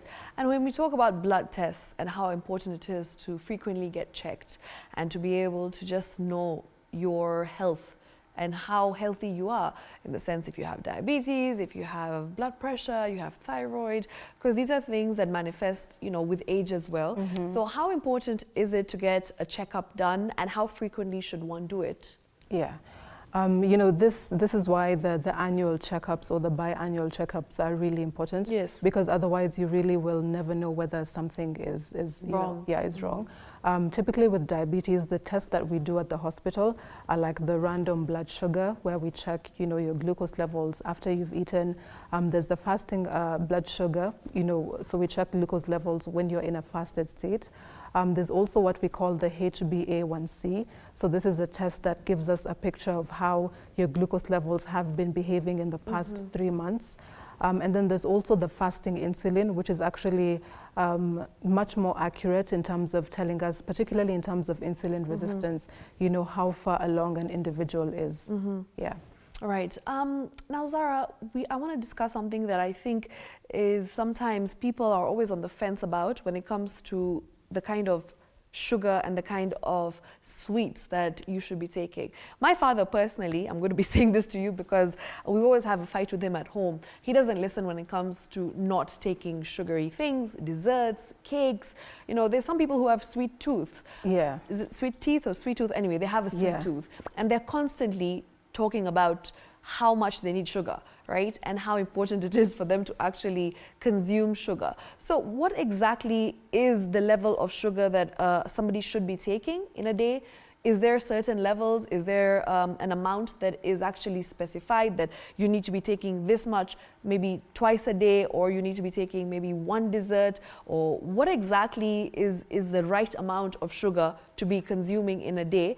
And I'm not just talking about fruits. I'm talking about like desserts, cakes, things that are unhealthy. Like, is it advisable to completely just be like, no, you know, I'm not going to do it. You said it's not sustainable because people do have cravings. But like, what would you like to tell someone who has a sweet tooth and really cannot help themselves in indulging when it comes to sugary things and sugary foods? So in terms of, you know, the exact amount of sugar you should have, that would depend, you know, person to person. Okay. Because each of us have, you know, different calorie requirements depending on our activity levels and, you know, if we have any chronic disease and such, that would, you know, there isn't really an exact, you know, quantity for every individual. So that would really depend. It would vary person to person. Right. But for individuals who suffer from, you know, the sugar cravings, having the sweet tooth, so typically that just shows that even in terms of like the meals, that just indicates that the meals are not as balanced as they should be. Yeah, because like I told you, particularly with protein, once you meet your protein needs, you actually find that even the sugar cravings dissipate on their own. They actually go away on their own. So, you know, that's why I was talking about the savory breakfast, or the protein being the centerpiece of your breakfast particularly. Because with time, the cravings go away on their own. The fatigue dissipates on its own. So yeah, if you're having the sugary tooth and everything, it just shows that, you know, something in your meals and the way you've been eating is not right, and you really need to look at that. Yeah, interesting. I did not know that. I'm going to take note and tell my dad because he always has this sweet tooth and he's constantly looking for sugary things, sugary foods to eat. But yes, it makes sense. I guess if you have the right amount of protein intake, then your cravings are obviously not as high. Exactly. All right. Because when Yes, because when you're having the cravings, what is happening is you're experiencing the glucose spikes constantly. So, you know, the rush that comes with it, and then it crashes, and so you need to energize again. So when you have the protein right, and, you know, you're meeting your calorie needs, then your glucose levels remain steady. When your glucose levels are steady, then, you know, you don't need sugar, you know, because you're okay. Okay, amazing. Zara, what is a typical diet of somebody who has diabetes? Maybe you can come up with breakfast, lunch, dinner, and that could be something that is healthy, it's sustainable, you can actually maintain your diet, and it's not foods that are very expensive, foods that are simple but easily available. Yeah. So, you know, for example, for breakfast, having, let's say, eggs with beans, a slice of bread, and a cup of tea. If you can have vegetables for breakfast, you know, that would also work. You know, for lunch, you could do ugali with beef and vegetables, you know, just our staple foods. It's essentially just playing around with portions. Like I said, the quality of the carbs is really important in this case. So if you can, you know, get the whole grains, that would be much, much better for you. Okay, thank you very much, Zara, for that. So we have some questions that have come in on WhatsApp. Remember, you can reach out to Zara. The number is 0793 267 279. Find us on WhatsApp. You can also call us live on 0795 045 864. If you have any questions for Zara Mohammed, who is a clinical nutritionist regarding diabetes, send them in. So this one says, good morning, my name is Collins. I once heard that diabetes is a food disease and that it should be ideally managed using food. My question is, how can a diabetic manage his condition using foods only and slowly come off medication? Yeah, so that is true. In fact, in some cases, a doctor will actually opt to send an individual to a nutritionist first before he prescribes any medication. And then in case there aren't any improvements, then, you know, that's when meds are introduced. Yeah, so food definitely does play a huge role. It is, you know, very much one of the top risk factors of diabetes. And so, like I said, going for foods that are whole or plant-based foods, like, you know, whole grains like brown rice, whole wheat, you know, whole pasta, you know, millet, going for fruits and vegetables, for nuts and seeds, for herbs and spices. Typically, this is what we advocate for. All right. And I've got actually another question that has come in that says, greetings, what are the fruits that are recommended? Thorn melon and pepinos, Waweru of Vision X cereals, Kayole, and also please let me get the expert's number. Maybe you can just add your email, or if there is social media that they can reach out to you, or how exactly they can find you. But also in terms of fruits, what are the fruits that are recommended that are actually advisable, you know, when it comes to controlling diabetes, and what fruits are healthy? Yeah. So there are the low sugar fruits like the green apple, avocado, pawpaw, but you know, even people who have diabetes can still have the high sugar, you know, fruits like the oranges and the banana. But then the portion is what changes. So if it's, for example, an orange, half of it would be better. Instead of taking, if it's a large banana, taking half of it, that would be much better for glucose control. Okay. Yeah. All right. So remember, you can also get your questions in. Zara is answering some of your questions. The number is 0793 267 279. That's the WhatsApp number. Send us a message. Tell us what it is that you want to know exactly about diabetes, and of course, managing diabetes. If you have diabetes, you're living with diabetes, someone you know in the family who also has diabetes, and there is some clarity that you need, Zara is going to be giving that right here in studio. We also have the number that you can call in on, 0795 045 864, as this year is, we're actually discussing World Diabetes Day, and the theme this year is breaking barriers and bridging gaps. So Zara, when it comes to diabetes and this year's theme, which is breaking barriers and bridging gaps, what exactly does this theme intend on doing, and how does food do that? How do you break barriers and bridge gaps using nutrition when it comes to managing and controlling diabetes? Yeah. So this year's theme is actually very meaningful. Yes. Because it actually is focusing on or highlighting the need to actually dismantle, you know, some of the obstacles to you know, effective diabetes management. And some of these obstacles can be, you know, the lack of access to healthcare, you know, the social stigma that comes with diabetes, you know, the misconceptions about diabetes as well. But then it's also about sort of, you know, building communities, bringing people together, you know, across communities, families, as well as health systems in order to support individuals, you know, with diabetes. So, you know, with nutrition, you know, like we've talked about, there's so many myths and misconceptions around it. There's also the social stigma, the sort of, you know, seeing individuals with diabetes as, you know, people who made poor, you know, health choices, you know, don't have self-control. There's sort of that shaming of, you know, you didn't make the right choice, you know, try harder. Which is why you got diabetes. Yeah, which is why you got diabetes, you know, which is why you're overweight, you know, really all of these things that come with diet culture. Okay. And so you really, the role of nutrition, apart from, you know, talking about what you should be eating, is really also about sort of, you know, dismantling these, you know, these social stigmas, and really letting people know that it is not your fault, that, okay, yes, you might have made a few missteps here and there, but it's nothing to be ashamed of. All right. Yeah. Thank you very much for that, Zara. A question, another one that says, morning, I tend to eat 3 hours a day. strictly? If I don't, I feel tired or fatigued. Is it a sign of diabetes? That's Sam from Nairobi. I don't understand if they mean every 3 hours or 3 hours at length. I'm a bit confused, but maybe you can give answers for both scenarios. Yeah.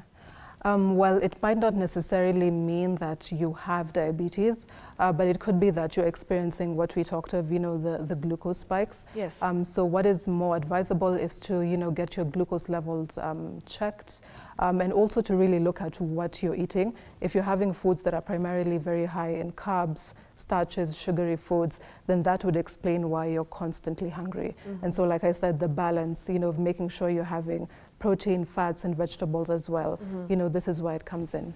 All right. And Zara, what are some of the most important things to note when it comes to management of diabetes through diet, right? Are there some do's? Are there some don'ts? You have mentioned quite a few, but is there something specifically that somebody or an individual can do to be able to manage diabetes better? Well, I would say, I think I've mentioned most of them. Yeah, I've mentioned most of them. But I would say, there's also, like we talked about, the social stigma. So there's also sort of the anxiety that is attached to, when it comes to mealtime because of all the shaming and everything. And so it is important for individuals with diabetes to know that really there is no need to to be anxious, during meal times, really. It's all about making conscious decisions, like we said, the steps or the examples that I've given, are very practical, very doable. Always go for something that is sustainable, that you can commit to long term. For some people, starting small is what works better. So even the smallest step, go with that, be consistent with it, and then build on it over time. All right, thank you, Zara. We actually have a caller in, and that's Benjamin from Makindu. Benjamin, good morning. Good morning. How are you today? I'm fine. Yes. Do ask, what's your question? There is a lot of conflicting reports concerning diabetes, diet.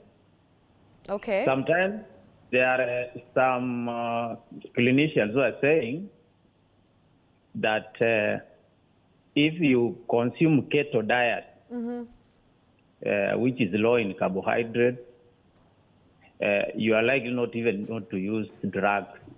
Okay. So I want a clarification from the clinician. Yes. They say, some of the sites, they say that if you can consume zero carbohydrates, you consume proteins and vegetables. Yeah. You are likely to avoid taking drugs, and you are likely to maintain the sugar level. So the clinician she's saying that you consume some carbs like whole grain and sorts of things. Right. So I want the clarification that this one may spike the glucose level, unlike when you are taking keto diet. So I want that kind of clarification. Okay. Yes, Zara. Yeah, sure. So yeah, the keto diet, definitely is something that a lot of people with diabetes, once they get the diagnosis, is something that they, immediately jump to. Immediately will jump to. Yeah. So like I said, it's not necessary. If it works for you, if you can afford it, because it is quite expensive to keep up with, leave alone the cravings that you'll have for bread and rice, but just the expensive. I actually went on a keto diet for 2 months straight. Yeah. And I will not lie to you, it is one of the hardest things that you can do. It is one of the most unsustainable diets. I have now reintroduced carbs into my system, but going on a crash diet, it is not advisable at all, because the amount of cravings you get in the first 5 days, it is extremely excruciatingly painful to be able to deal with those cravings, because that's all you think about. All you think about is food and carbs. And it ruins your mood. Your energy levels are very low. Energy levels are very low. Yeah, but there are people who follow it, and they seem to be managing. Exactly, they're losing weight. Their diabetes, they went into remission. They're perfectly okay. They can keep up with it. So if you can do that, if it's working for you, if you're feeling better, you're losing weight, you feel like you're more in control of your health, then definitely keep up with it. Okay. But otherwise, like I said, it is not necessary. And at the end of the day, you do need carbs, whether or not you have diabetes, right? Like I said, glucose is your body's preferred source of energy, right? So you definitely do need the carbohydrates. Right, thank you very much for that clarification. Zara, we have a message that says, hey, I'm Terence. How can you know someone has diabetes? You've already mentioned, maybe I think to repeat for those who missed out, how do you know and how can you tell that you have diabetes? Yeah, so there are those symptoms that we mentioned, the frequent urination, frequent thirst, frequent hunger, weight loss.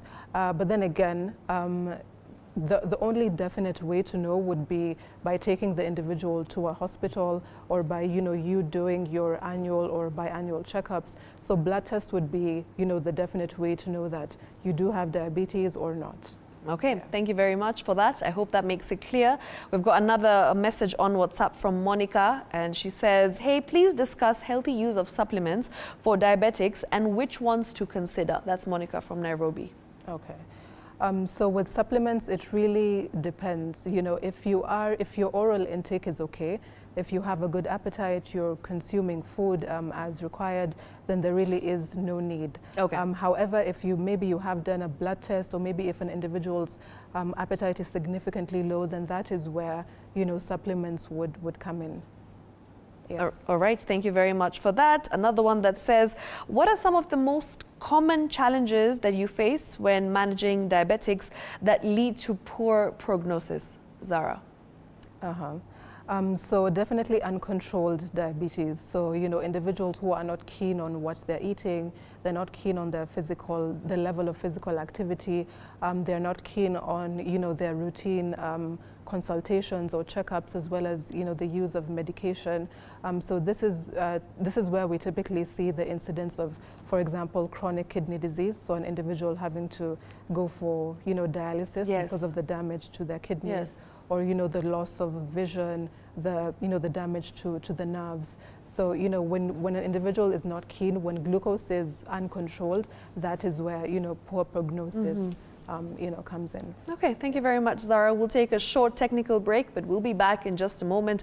Keep those questions coming in. We are having a very engaging conversation with Zara Mohammed, who is a clinical nutritionist, and she is answering all your questions regarding diabetes. Today is World Diabetes Day, so you can get those questions in on 0793 267 279, or you can call us alternatively on 0795 045 864. Let's take that short break. We'll be back in just a moment. Don't go anywhere.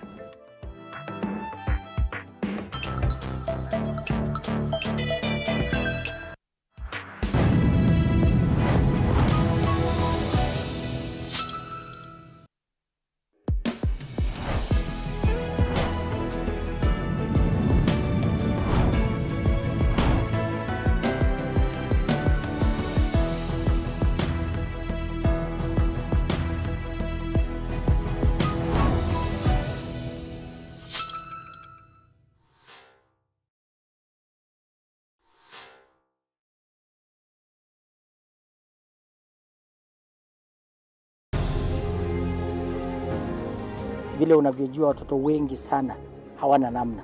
Mimi ningependelea watoto wasome. I'm here to stress on education. At the same time, let us actually do any kind of sport that we are doing. Sport speaks the best language to everybody. Tunataka tutafute talents, zile raw talents kutoka kule nyumbani mashinani mahali tuko leo. Hizi mbio za Chepsaita, like all other sports, zinaleta watu pamoja. We want to use this event to uplift the lives of the community. Anafurahia hii mchezo sana. Hata sikaange naambianga watu tuende Chepsaita. Wanafunzi wakimbie ili wakuze talanta ya mbio ama kuhimiza tena elimu. This is the place to be. Hapa ndipo mahali wanastahili kuwa tarehe 7. Wale watoto walikimbia last year, wamekimbia mpaka wamefuka mipaka zetu za Kenya.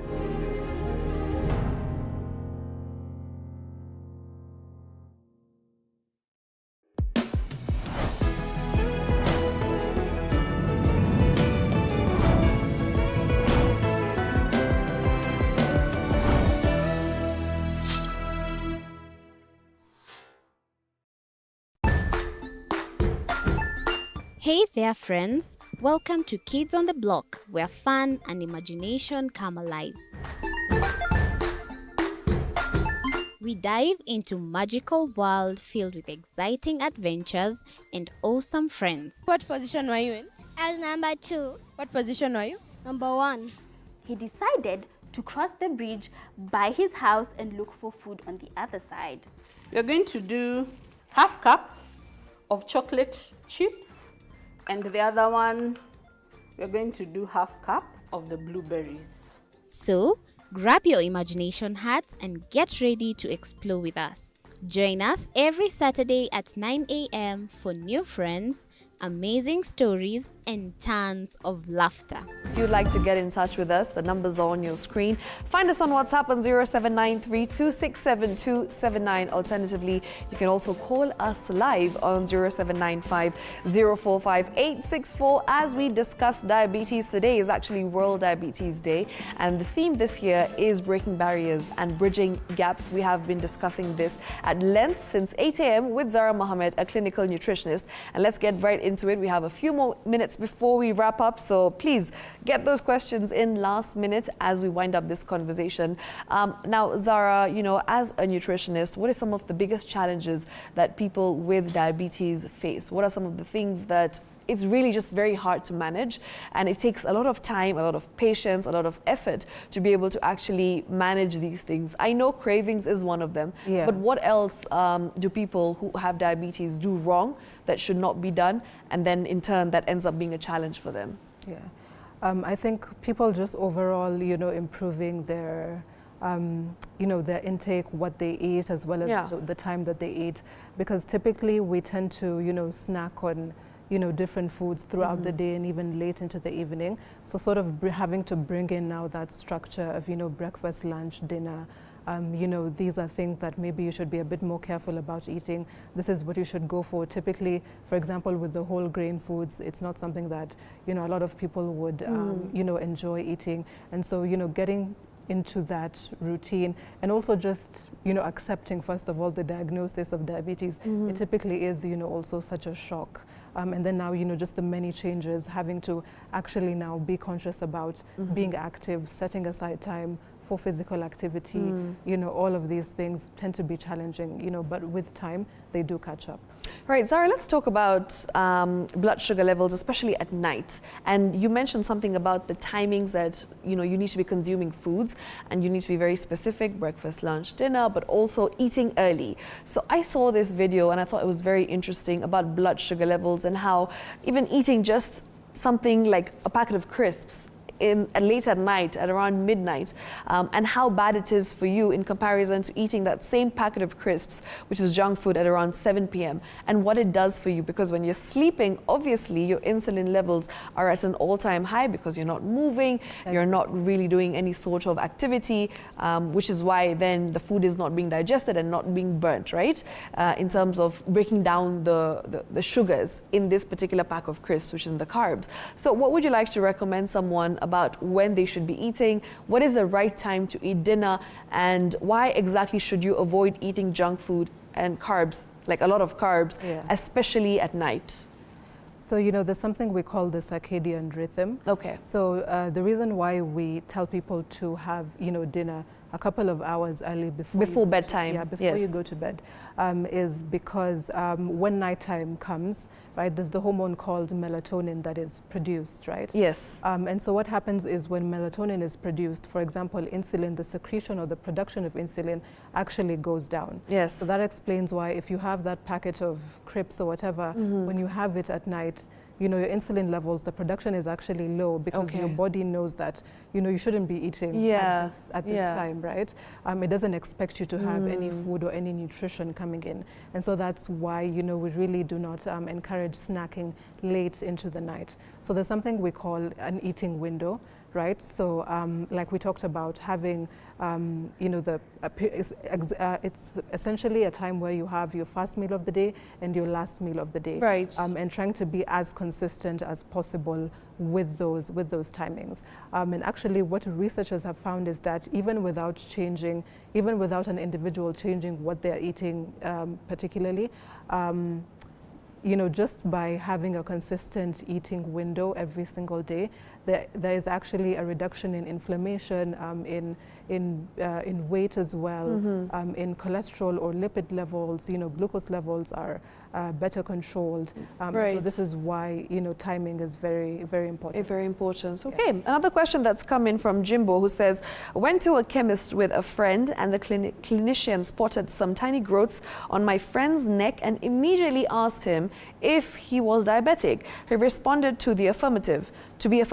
Are small growths on the skin also signs of diabetics? Sometimes yes, but not necessarily. So like I said, sometimes the uncontrolled glucose levels will show up on your skin in the form of acne or eczema or, the warts and whatnot. So there are, individuals will have different manifestations, but it doesn't necessarily mean that you are diabetic. Okay. Yeah. So it could be something else. It could be something else, or it could just mean that, maybe your glucose levels are erratic. You're not diabetic, but they are erratic, and maybe, you need to pay a bit more attention to what you're eating or just generally to the way you're living. Right. Thank you very much for that, Zara. And as we wind up, there's one more question that I wanted to ask personally, because I have heard that intermittent fasting is very beneficial for you, but you have mentioned how important breakfast is. So what exactly is the do's and don'ts when it comes to eating in the morning? Is it something that is recommended? Should you skip breakfast? Because back in the day, our parents, our forefathers, everyone would say breakfast is the most important meal of the day. But some people actually start eating at 1 p.m. So what exactly would you recommend is the right window to be eating your breakfast, or can you skip it? Well, it really depends on the individual. So there are people who are not morning people, who just, cannot have a meal at 8 a.m. It's too early. Typically, they'll have their first meal at like 11 or 12. So that's still okay. Just go with what works for you. Yeah, but as long as you are meeting your calorie needs, you're meeting your energy needs, your protein needs, really the time that you start, eating is really varies person to person depending on your preferences. Okay, and Zara, as I said, we are, I think, out of time now. So as we wind up, maybe you can give a parting shot about diabetes as a whole and how important it is to manage diabetes using food, nutrition, and what exactly the contribution is of food towards an individual and towards leading a healthy lifestyle. Diabetes is, or rather nutrition and diet is really the cornerstone of prevention and management of not just diabetes, but many of these chronic diseases. It is one of the top risk factors, and it is a very important part of having, good cardiometabolic health, or, being able to, stabilize your glucose levels. And I know that there's so much misinformation out there. There's so many conflicting reports or articles, and so it can be very, very difficult for an individual. It can be very frustrating, understandably, when you see one thing and then you see the other thing. And so what I can say is, reach out. I work at a hospital called Maya Kidney and Health Specialties Hospital, which is really a state-of-the-art hospital leading in the prevention, the treatment, as well as the management of these chronic diseases. And so for anyone watching, you can reach me on 0111 055 400 or 0716 170 170. So you can call any of those numbers and book a consultation with me, and I will be more than happy to, clear up many of those myths and misconceptions. All right, thank you very much, Zara. That was quite an informative session. We appreciate your time, your knowledge. I really feel like I've learned so much about food as well, courtesy of your knowledge and your in-depth experience when it comes to being a clinical nutritionist. So once again, we appreciate your time. And that brings us to the end of this particular segment right here on TV47. It's the Morning Cafe Show. I am Shiksha Arora. I'll be out of here, but don't go anywhere because entertainment continues.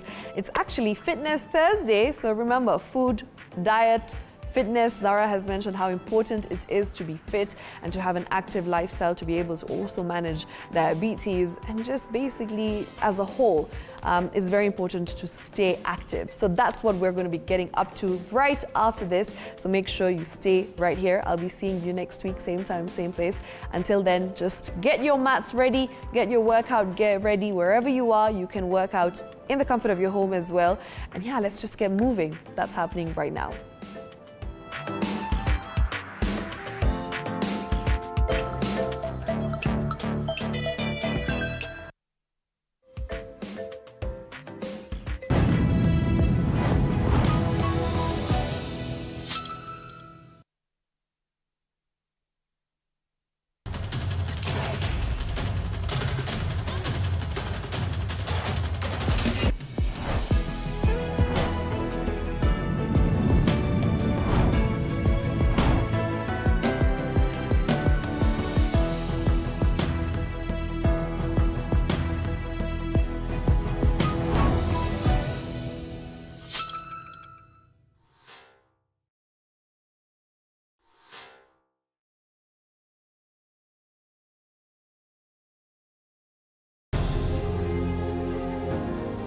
Vile unavyojua watoto wengi sana hawana namna.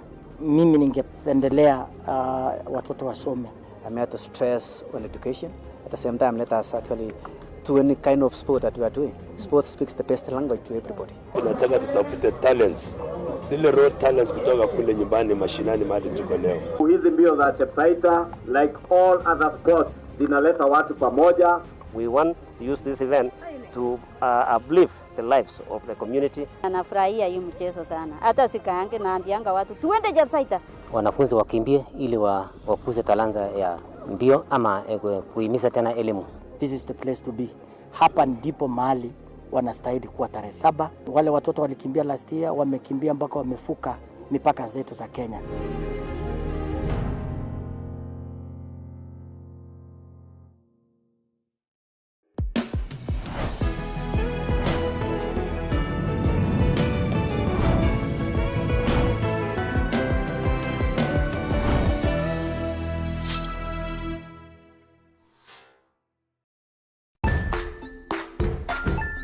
Hey there, friends. Welcome to Kids on the Block, where fun and imagination come alive. We dive into magical world filled with exciting adventures and awesome friends. What position were you in? I was number 2. What position were you? Number 1. He decided to cross the bridge by his house and look for food on the other side. We're going to do half cup of chocolate chips, and the other one, we're going to do half cup of the blueberries. So, grab your imagination hats and get ready to explore with us. Join us every Saturday at 9 a.m. for new friends, amazing stories, and tons of laughter.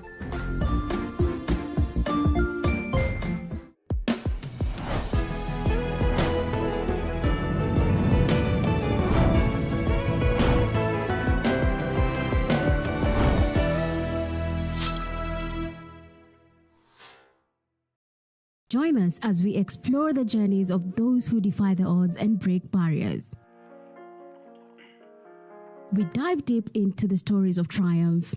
Sometimes when parenting a child with a special need or whatever disability, family life becomes a bit complicated and you may end up raising the child on your own. Here, we inspire. I have a farm which one we showcase with other dyslexic youths and autism how to farm. Motivate. It's never easy, but what we do, the best thing is to work with another parent who has an elder child than yours. And break through the barriers one story at a time. Push your boundaries beyond the limit. Saturdays at 8 p.m.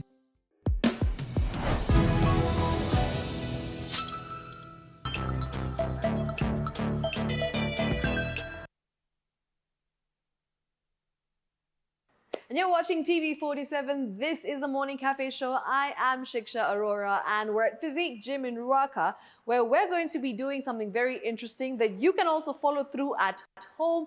Remember, these are exercises that are very, very simple to do. Wherever you are, you can just grab your shoes, make sure that you have a bottle of water, make sure you have a towel to wipe off the sweat, and just get moving wherever you are. The hashtag is Morning Cafe TV47, and that's how you can interact with us at TV47 Kenya on Facebook, on Instagram, and at TV47 News on X at Shiksha Aurora. So yes, let's get right into it, because every Thursday from 9 a.m. to 10 a.m. right here, Fitness Thursday is what's happening, and I've got Shadrach with me. Hello, how are you, Shadrach? I'm okay, very fine. Thank you for hosting us. Physique Gyms has really just taken us through a lot of interesting workouts, and we appreciate it. So today, what are we going to be doing? Now today, in front of us here, we have a bench and a few dumbbells. Guys at home, you can improvise this. Yes. Just get a bottle of water, put in sand. Let it be somehow heavy.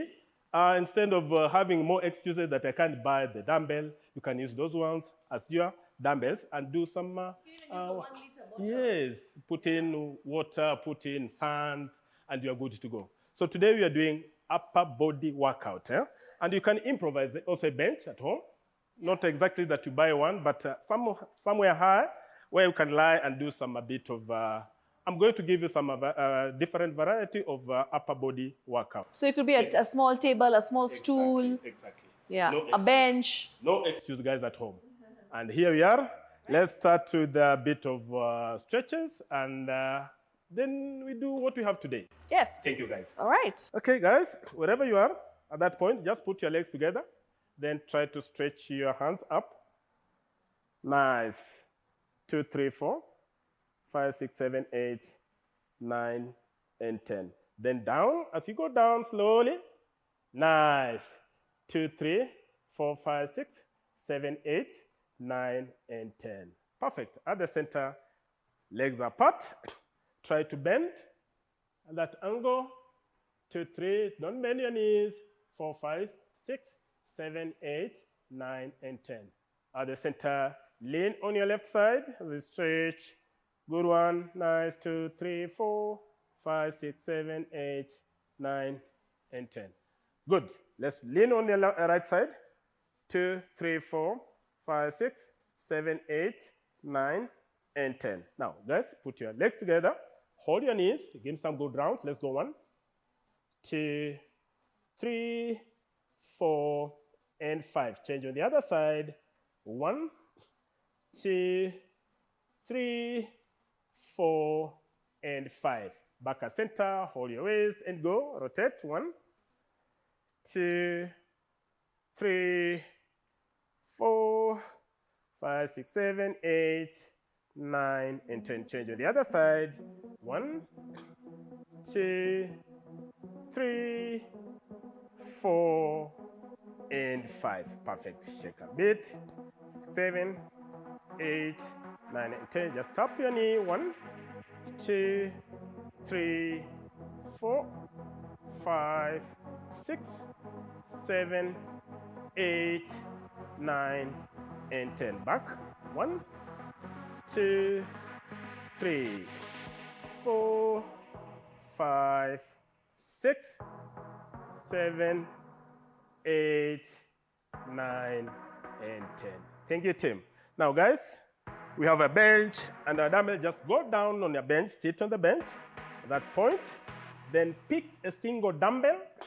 Just pick a single dumbbell. Guys at home can just use your bottle of water at this point. Then your legs together. Just hold it in this position. Then remember to put, your back straight. Don't bend, please straight. Then you just press up that way as you go. Ready? Let's go. 1, up, 2, nice, 3, 4, 5, 6, 7, 8, 9, and 10. Give me 5 more. 1, 2, 3, 4, and 5. Perfect, Tim. Back at center again. Then hold your dumbbell at that angle. Just squeeze it up and down. Up and down. Ready? Try to arc in your back. Go. 1, 2, 3, 4, 5, 6, 7, 8, 9, and 10. Perfect. Just give me 10 counts. Then back at center, your legs together at that angle. Just twist in. 1. Okay, hold your dumbbell on your left side. That side as we move towards the right side. Go. 1, 2, 3, 4, 5, 6, 7, 8, 9, 10, 5. 1, 2, 3, 4, and 5. Perfect. At the center again. As we press again, another 15 counts. Are you there, guys? 2, 1, 1, 2, 3, 4, 5, 6, 7, 8, 9, 10, 5. 1, 2, 3, 4, and 5. Thank you, Tim. Let's go down. That angle, legs apart. Then remember to arc in your back and go. 1, 2, 3, 4, 5, 6, 7, 8, 9, 10. 5 more, guys. Let's go. 1, 2, 3, 4, and 5. Perfect. Legs together. Twist.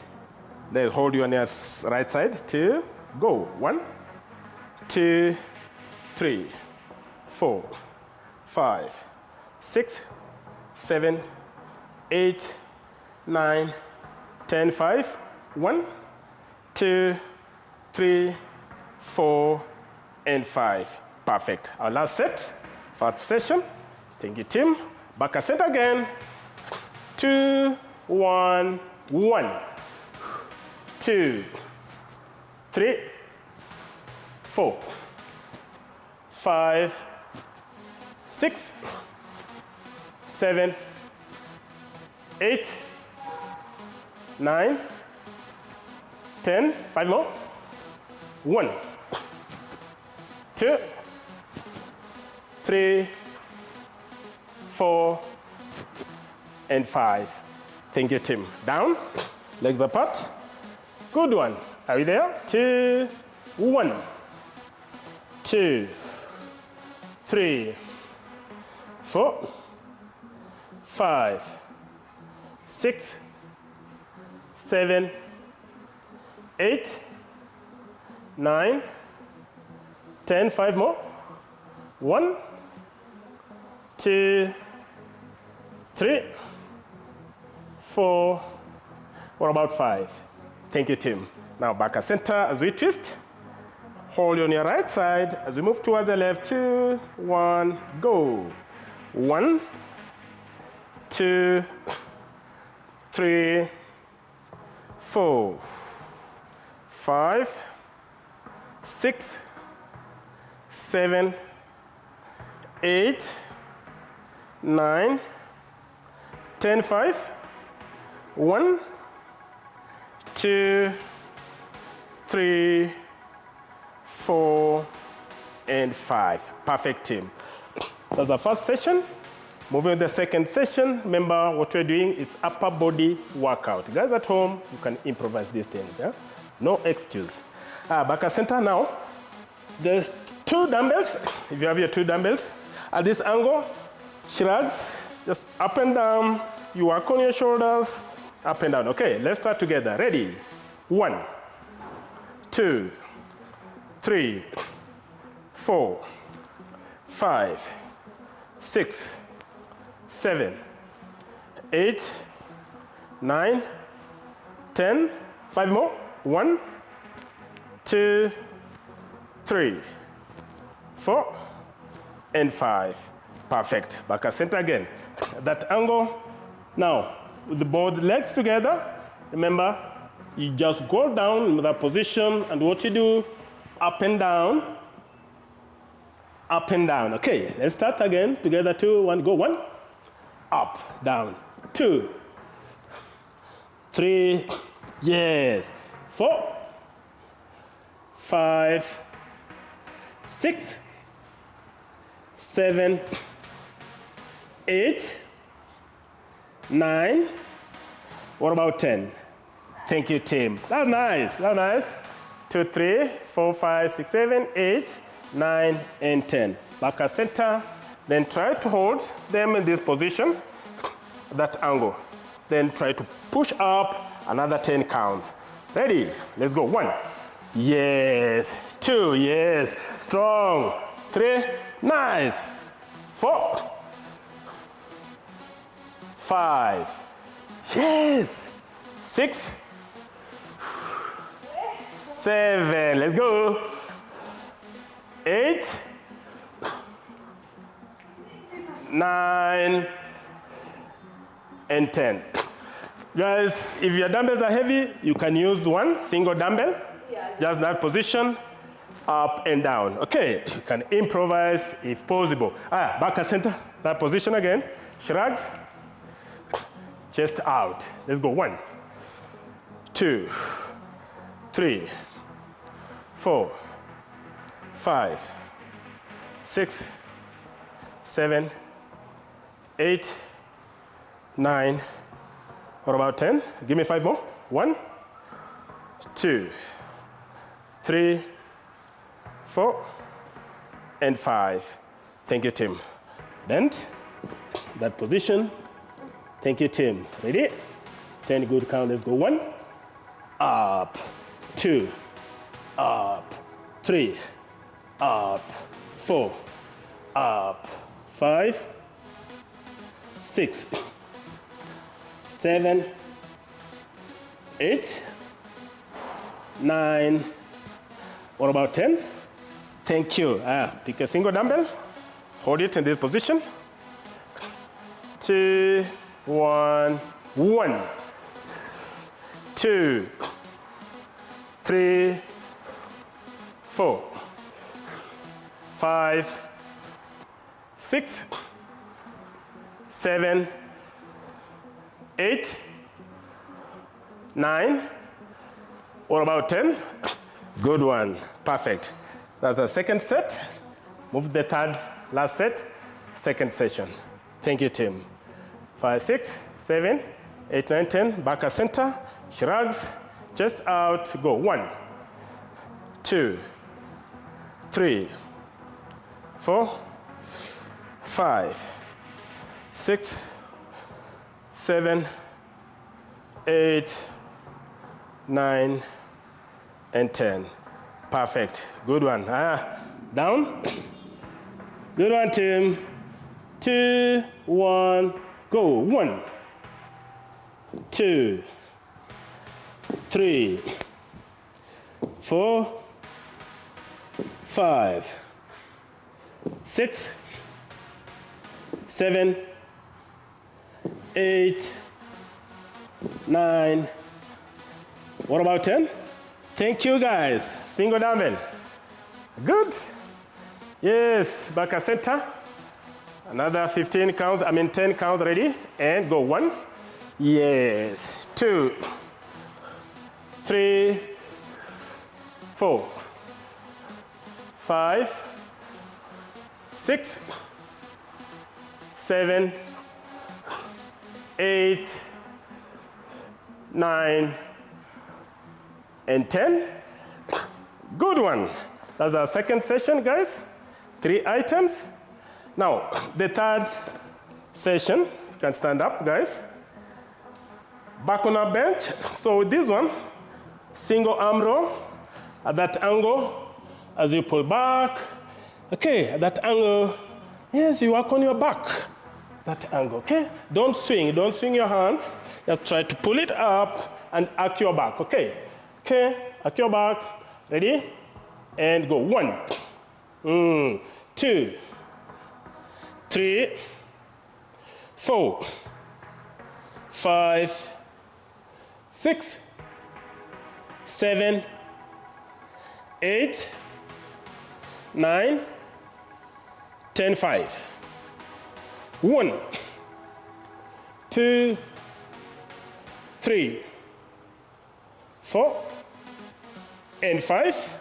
Thank you, Tim. Let's change on the other side. Thank you, guys. Nice, nice, nice. Perfect. Again, back, arc your back. Another position. 2, single arm row. Let's go. 1, 2, 3, 4, 5, 6, 7, 8, 9, 10, 5.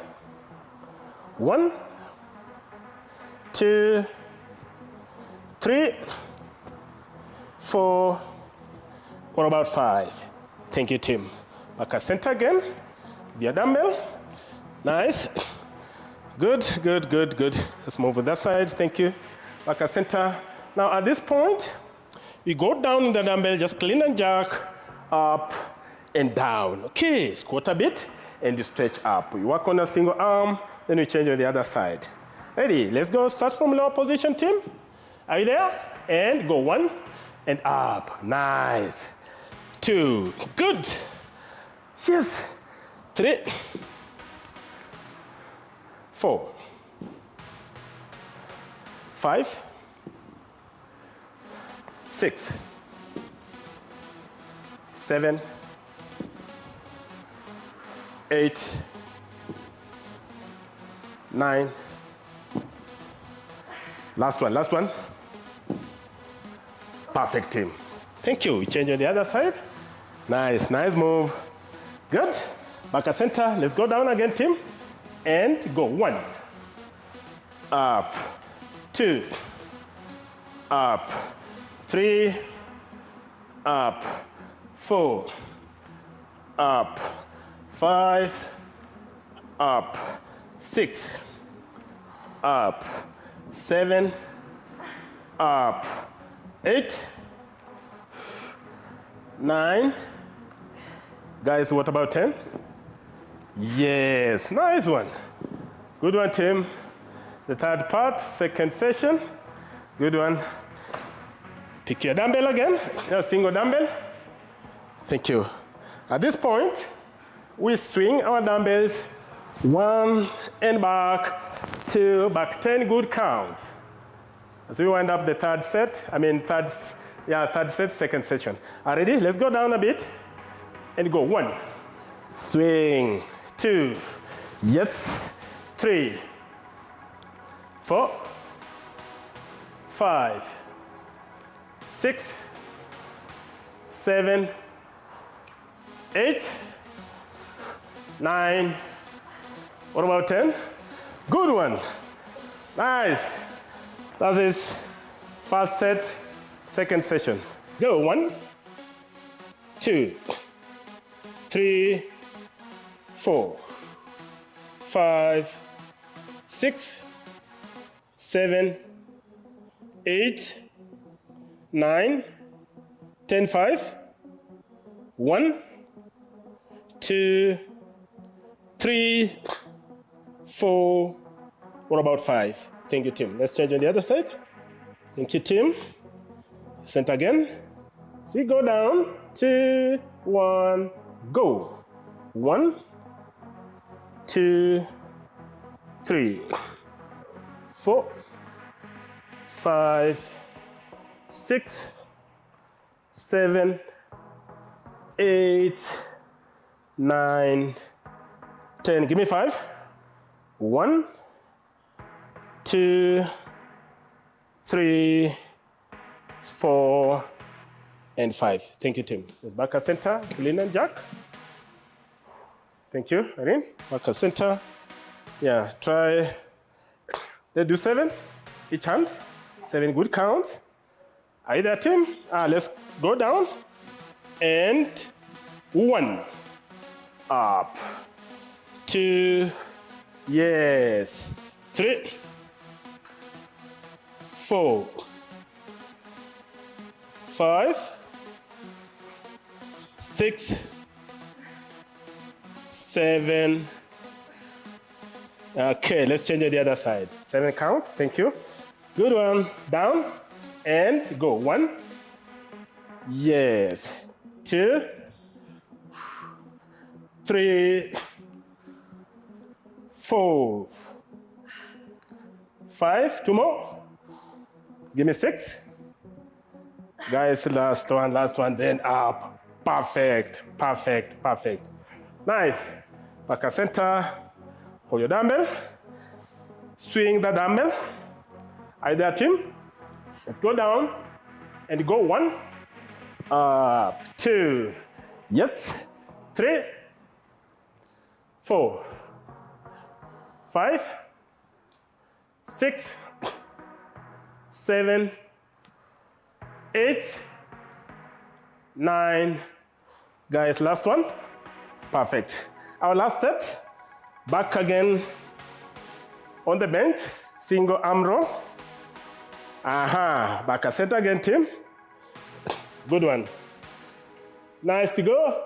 15 counts. Let's go. 1, 2, 3, 4, 5, 6, 7, 8, 9, 10, 5. 1, 2, 3, 4. What about 5? Thank you. Let's change. Good one. Down, down. Change on the other side. 2, 1, 1. 2, 3, 4, 5, 6, 7, 8, 9, 10, 5, 1, 2, 3, 4. What about 5? Thank you, Tim. Back at center, clean and jack, 7 counts, each hand. Thank you, Tim. Good. Start from lower position, down. 2, 1, 1. Up. 2, 3, 4, 5, 6, and last one, 7. Perfect. Let's change. The other side. Good one, Tim. The center. Let's change. Down and go. 1, 2, 3, 4, 5, 6. Guys, give me the last one. 7. Good. Back at center. Hold your dumbbells. Swing that dumbbell. Thank you. There. 2, 3, 1. Back at center. And That's the hardest.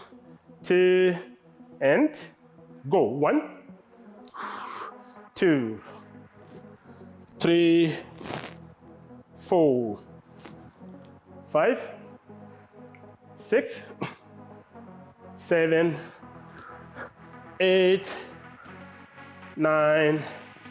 What about 10? Good one, Tim. That's our second session and the third set. You're done with it. Thank you. We have moved the third session. Remember, still working out the upper body. Upper body. Nice. Thank you, Tim in the house. Now back at center. Just pick your dumbbell at that angle. Hold it in this position. Then try to pull it up and down. Okay. 10 good counts as we change on the other side. Ready? Let's go. 1. Yes. 2, 3, 4, 5, 6, 7. Yes. 8, 9. Guys, what about 10? Thank you. Let's change on the other side. Oh, nice, nice, nice, nice. Ready? 2, 1, go. 1, up, 2, up, 3, 4, 5, 6, 7, 8, 9. What about 10? Good one. Thank you. Thank you. Thank you, Erin. Arms up. Yeah, they have to burn. They have to burn. Thank you, guys at home. Now, back at center. Now, just hold your dumbbell at this single arm. This position. Then try to squeeze your workout on your triceps. Okay, let's face on that side.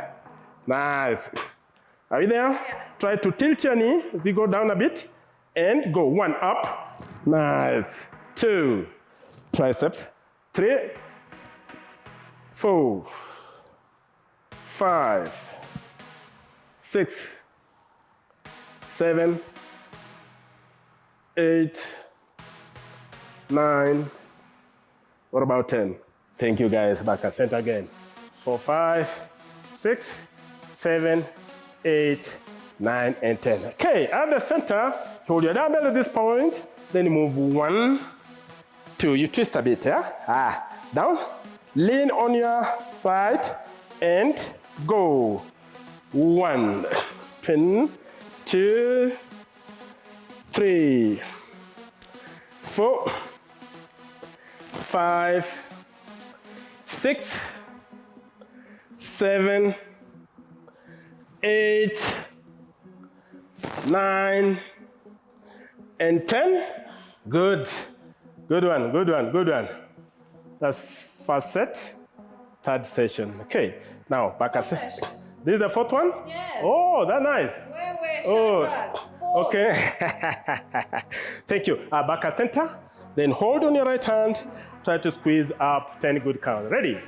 Let's go. 1, 2, 3, 4, 5, 6, 7, 8, 9. What about 10? Thank you, Tim. Let's change it the other side. Thank you, Irene. Back at center again. Another 10 good counts. 2, 1, go. 1. Yes. 2, 3, 4, 5, 6, 7, 8, 9. What about 10? Thank you, Tim. Back at center. Extension, overhead extension. Let's go. 2, 1, go. 1, 2, 3, 4, 5, 6, 7, 8, 9. What about the last one? 10. Yes. Good one, good one, good one. 4, 5, 6, 7, 8, 9, and 10. The last one was? Can you remind? Yes, thank you. A good student. Eh? Back at center again. Back at this position. 2, 1, go. 1, 2, 3, 4, 5, 6, 7, 8, 9. Last one. Thank you, guys. As we move the last set, 4th session. You guys at home, hope you're doing it well. And remember, no excuse. Back at center again. Are you there, team? 4, 5, 6, 7, 8, 9, 10. The other one, huh? Which one, the first one? Yes, good. Okay, thank you, Mary. Back at center and go. 1, up, 2, yes, 3, 4, 5, 6, 7, 8, 9. Last one. Thank you. Change. You guys are good. Back at center again. Let's go. 1, up, 2, 3, 4, 5, 6, 7, 8, 9. Last one. Thank you. Thank you, Tim. Back at center, back at center, back at center. Okay, back again. Yes. Tilt your knee, chest out, and go. 1, up, 2, 3, 4, 5, 6, 7, 8, 9. What about 10? Thank you. As we wind up this session, back at center again. Okay, up and go. 1, 2, 3, 4, 5, 6, 7, 8, 9, and 10. Perfect, team. Put your dumbbells down. Thank you, team at home. Hope you have enjoyed this workout, upper body workout. Now let's do a bit of abs workout. 3 items as we use our bench. Let's go on the bench again. Sit on the bench. Sit on the bench. That angle. Now, your legs are at this position. Arc in and down. Arc down. 10 good counts. Just tuck in your knee. Are you there? 2, 1, go. 1, 2, 3, 4, yes. 5, nice. 6, 7, 8, 9. What about 10? Perfect. Good. Nice. In seated position, hook your hands behind your head. Just tap 1 2. Okay, you alternate. Right to the left, left to the right. Elbow. Right elbow to the left knee. Go. 1, 2, 3, 4, 5, 6, 7, 8, 9, 10, 5. 1, 2, 3, 4. What about 5? Thank you. Back at center again. 2, 3, 4, 5, 6, 7, 8, 9, and 10. Place your left hand on your belly. Right hand as you squeeze on the left side. Ready? 2, go. 1, squeeze. 2, 3, 4, 5, 6, 7, 8, 9. What about 10? Thank you, Tim. Change on the left side. 2, right, go. 1, just squeeze. 2, squeeze. 3, 4, 5, 6, 7, 8, 9, and 10. Perfect. Back again, center. As we start again. 2, 1, back at center. Tuck in your knee and go. 1, 2, 3, 4, 5, 6, 7, 8, 9, and 10. Good one. Back at center again. Tap and tap. Right elbow to the left knee. 2, go. 1, 2, 3, 4, 5, 6, 7, 8, 9, 10, 5. 1, 2, 3, 4, and 5. Good one, Tim. Back at center. Shake your legs. 4, 5, 6, 7, 8, 9, and 10. You can still, in lower position, you can still try to lift them up, okay? Back at center, just hold the bench, the back, that angle, then up and down. Okay, let's start together. Let's go. 1, yes. 2, good. 3, 4, 5, 6, 7, 8, 9, 10, 5. 1, 2, 3, 4. What about 5? Good one. Back at center again. Yes. Shake again. 4, 5, 6, 7, 8, 9, and 10. Back at center. Okay, try to come at the end of the bench. Try to give me some good dips, eh? Only 7 cows. Let's go, guys. Let's try. Let's try. Let's try. Let's try. Thank you. 2, 7, only 70 counts. Are you there? Let's go down. 1. Yes. 2. Good one. 3, 4, 5, 6. What about 7? Yes, as simple that way. Thank you. Back at center. Now, guys, let's stand up. Let's stand up as we wind up. Do a bit of stretch. Thank you. Cooling down, cooling down, cooling down. Okay, guys, still we can use the bench to stretch out. Okay, just step on the bench. Okay, at that position. Then try to push that angle. Okay, let's go. 2, 3, 4, 5, 6, 7, 8, 9, and 10. Good one. Change to the other side. Yes, that's good.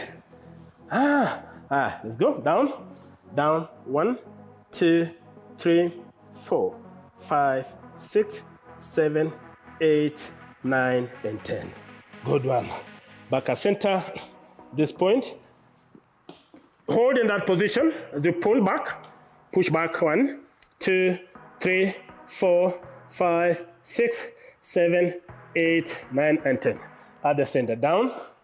1, 2, 3, 4, 5, 6, 7, 8, 9, and 10. At the center again. At this point, you lean on your right.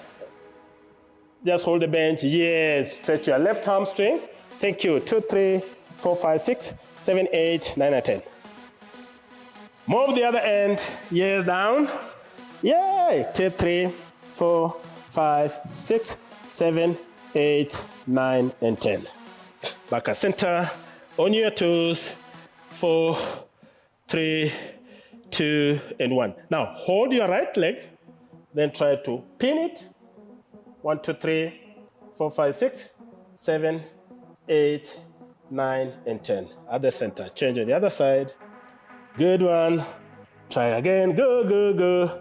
Guys, move 2, 3, 4, 5, 6, 7, 8, 9, and 10. Back at center, shake your legs. 4, 5, 6, 7, 8, 9, and 10. Try to squeeze again. Turn, turn. 2, 3, 4, 5, 6, 7, 8, 9, and 10. Shake your hands. 2, 3, 4. Try to stretch. 1, 2, 2. Hold. Then try go. 1, 2, 3, 4, 5, 6, 7, 8, 9, and 10. Now try to hold the back. Then hold your elbow. Try to push. Go the grip. Stretch your tricep. 1, 2, 3, 4, 5, 6, 7, 8, 9, and 10. Back at center. Go. On the left side, turn your neck on the right, left. 1, 2, 3, 4, 5, 6, 7, 8, 9, and 10. Back. Hold the elbow.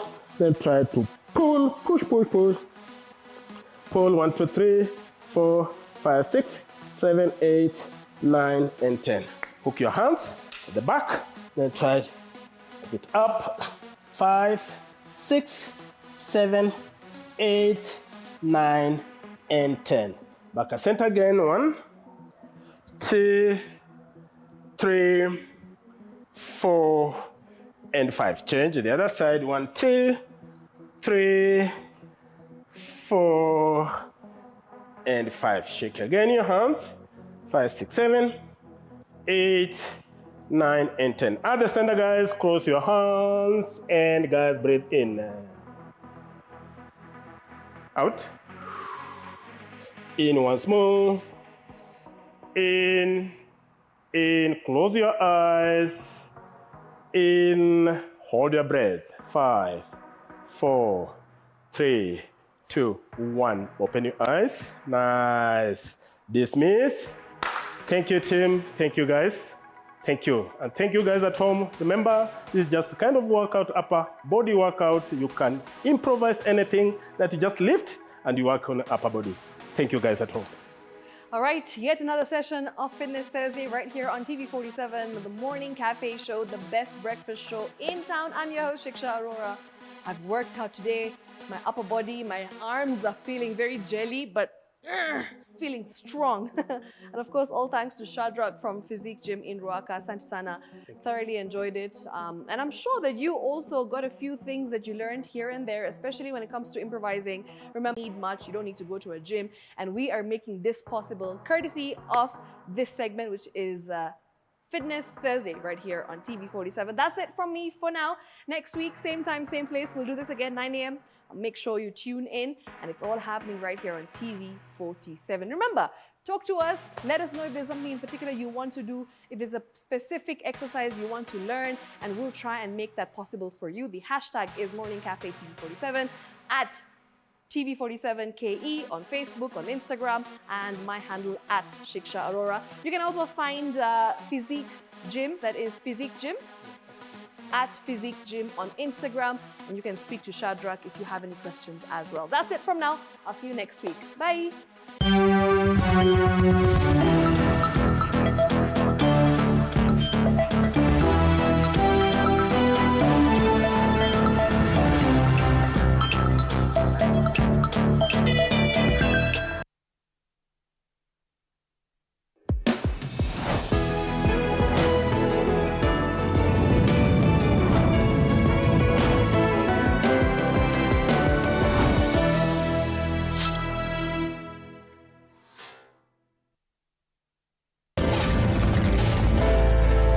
Download the Base app or dial *218*88# for instant mobile loans. Call 0759808086 for logbook and car financing. For more information, visit www.base.co.ke. Base Instant Affordable Loans. Base is licensed by the CBK.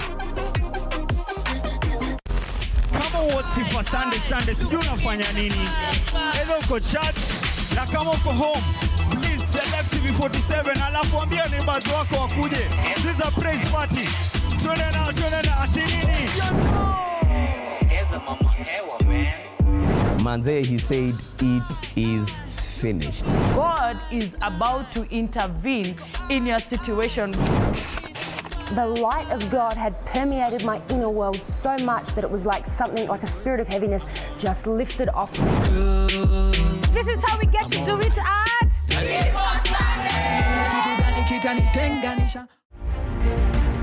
We have come to yet another knockout season here at the Debate Circle for a national competition.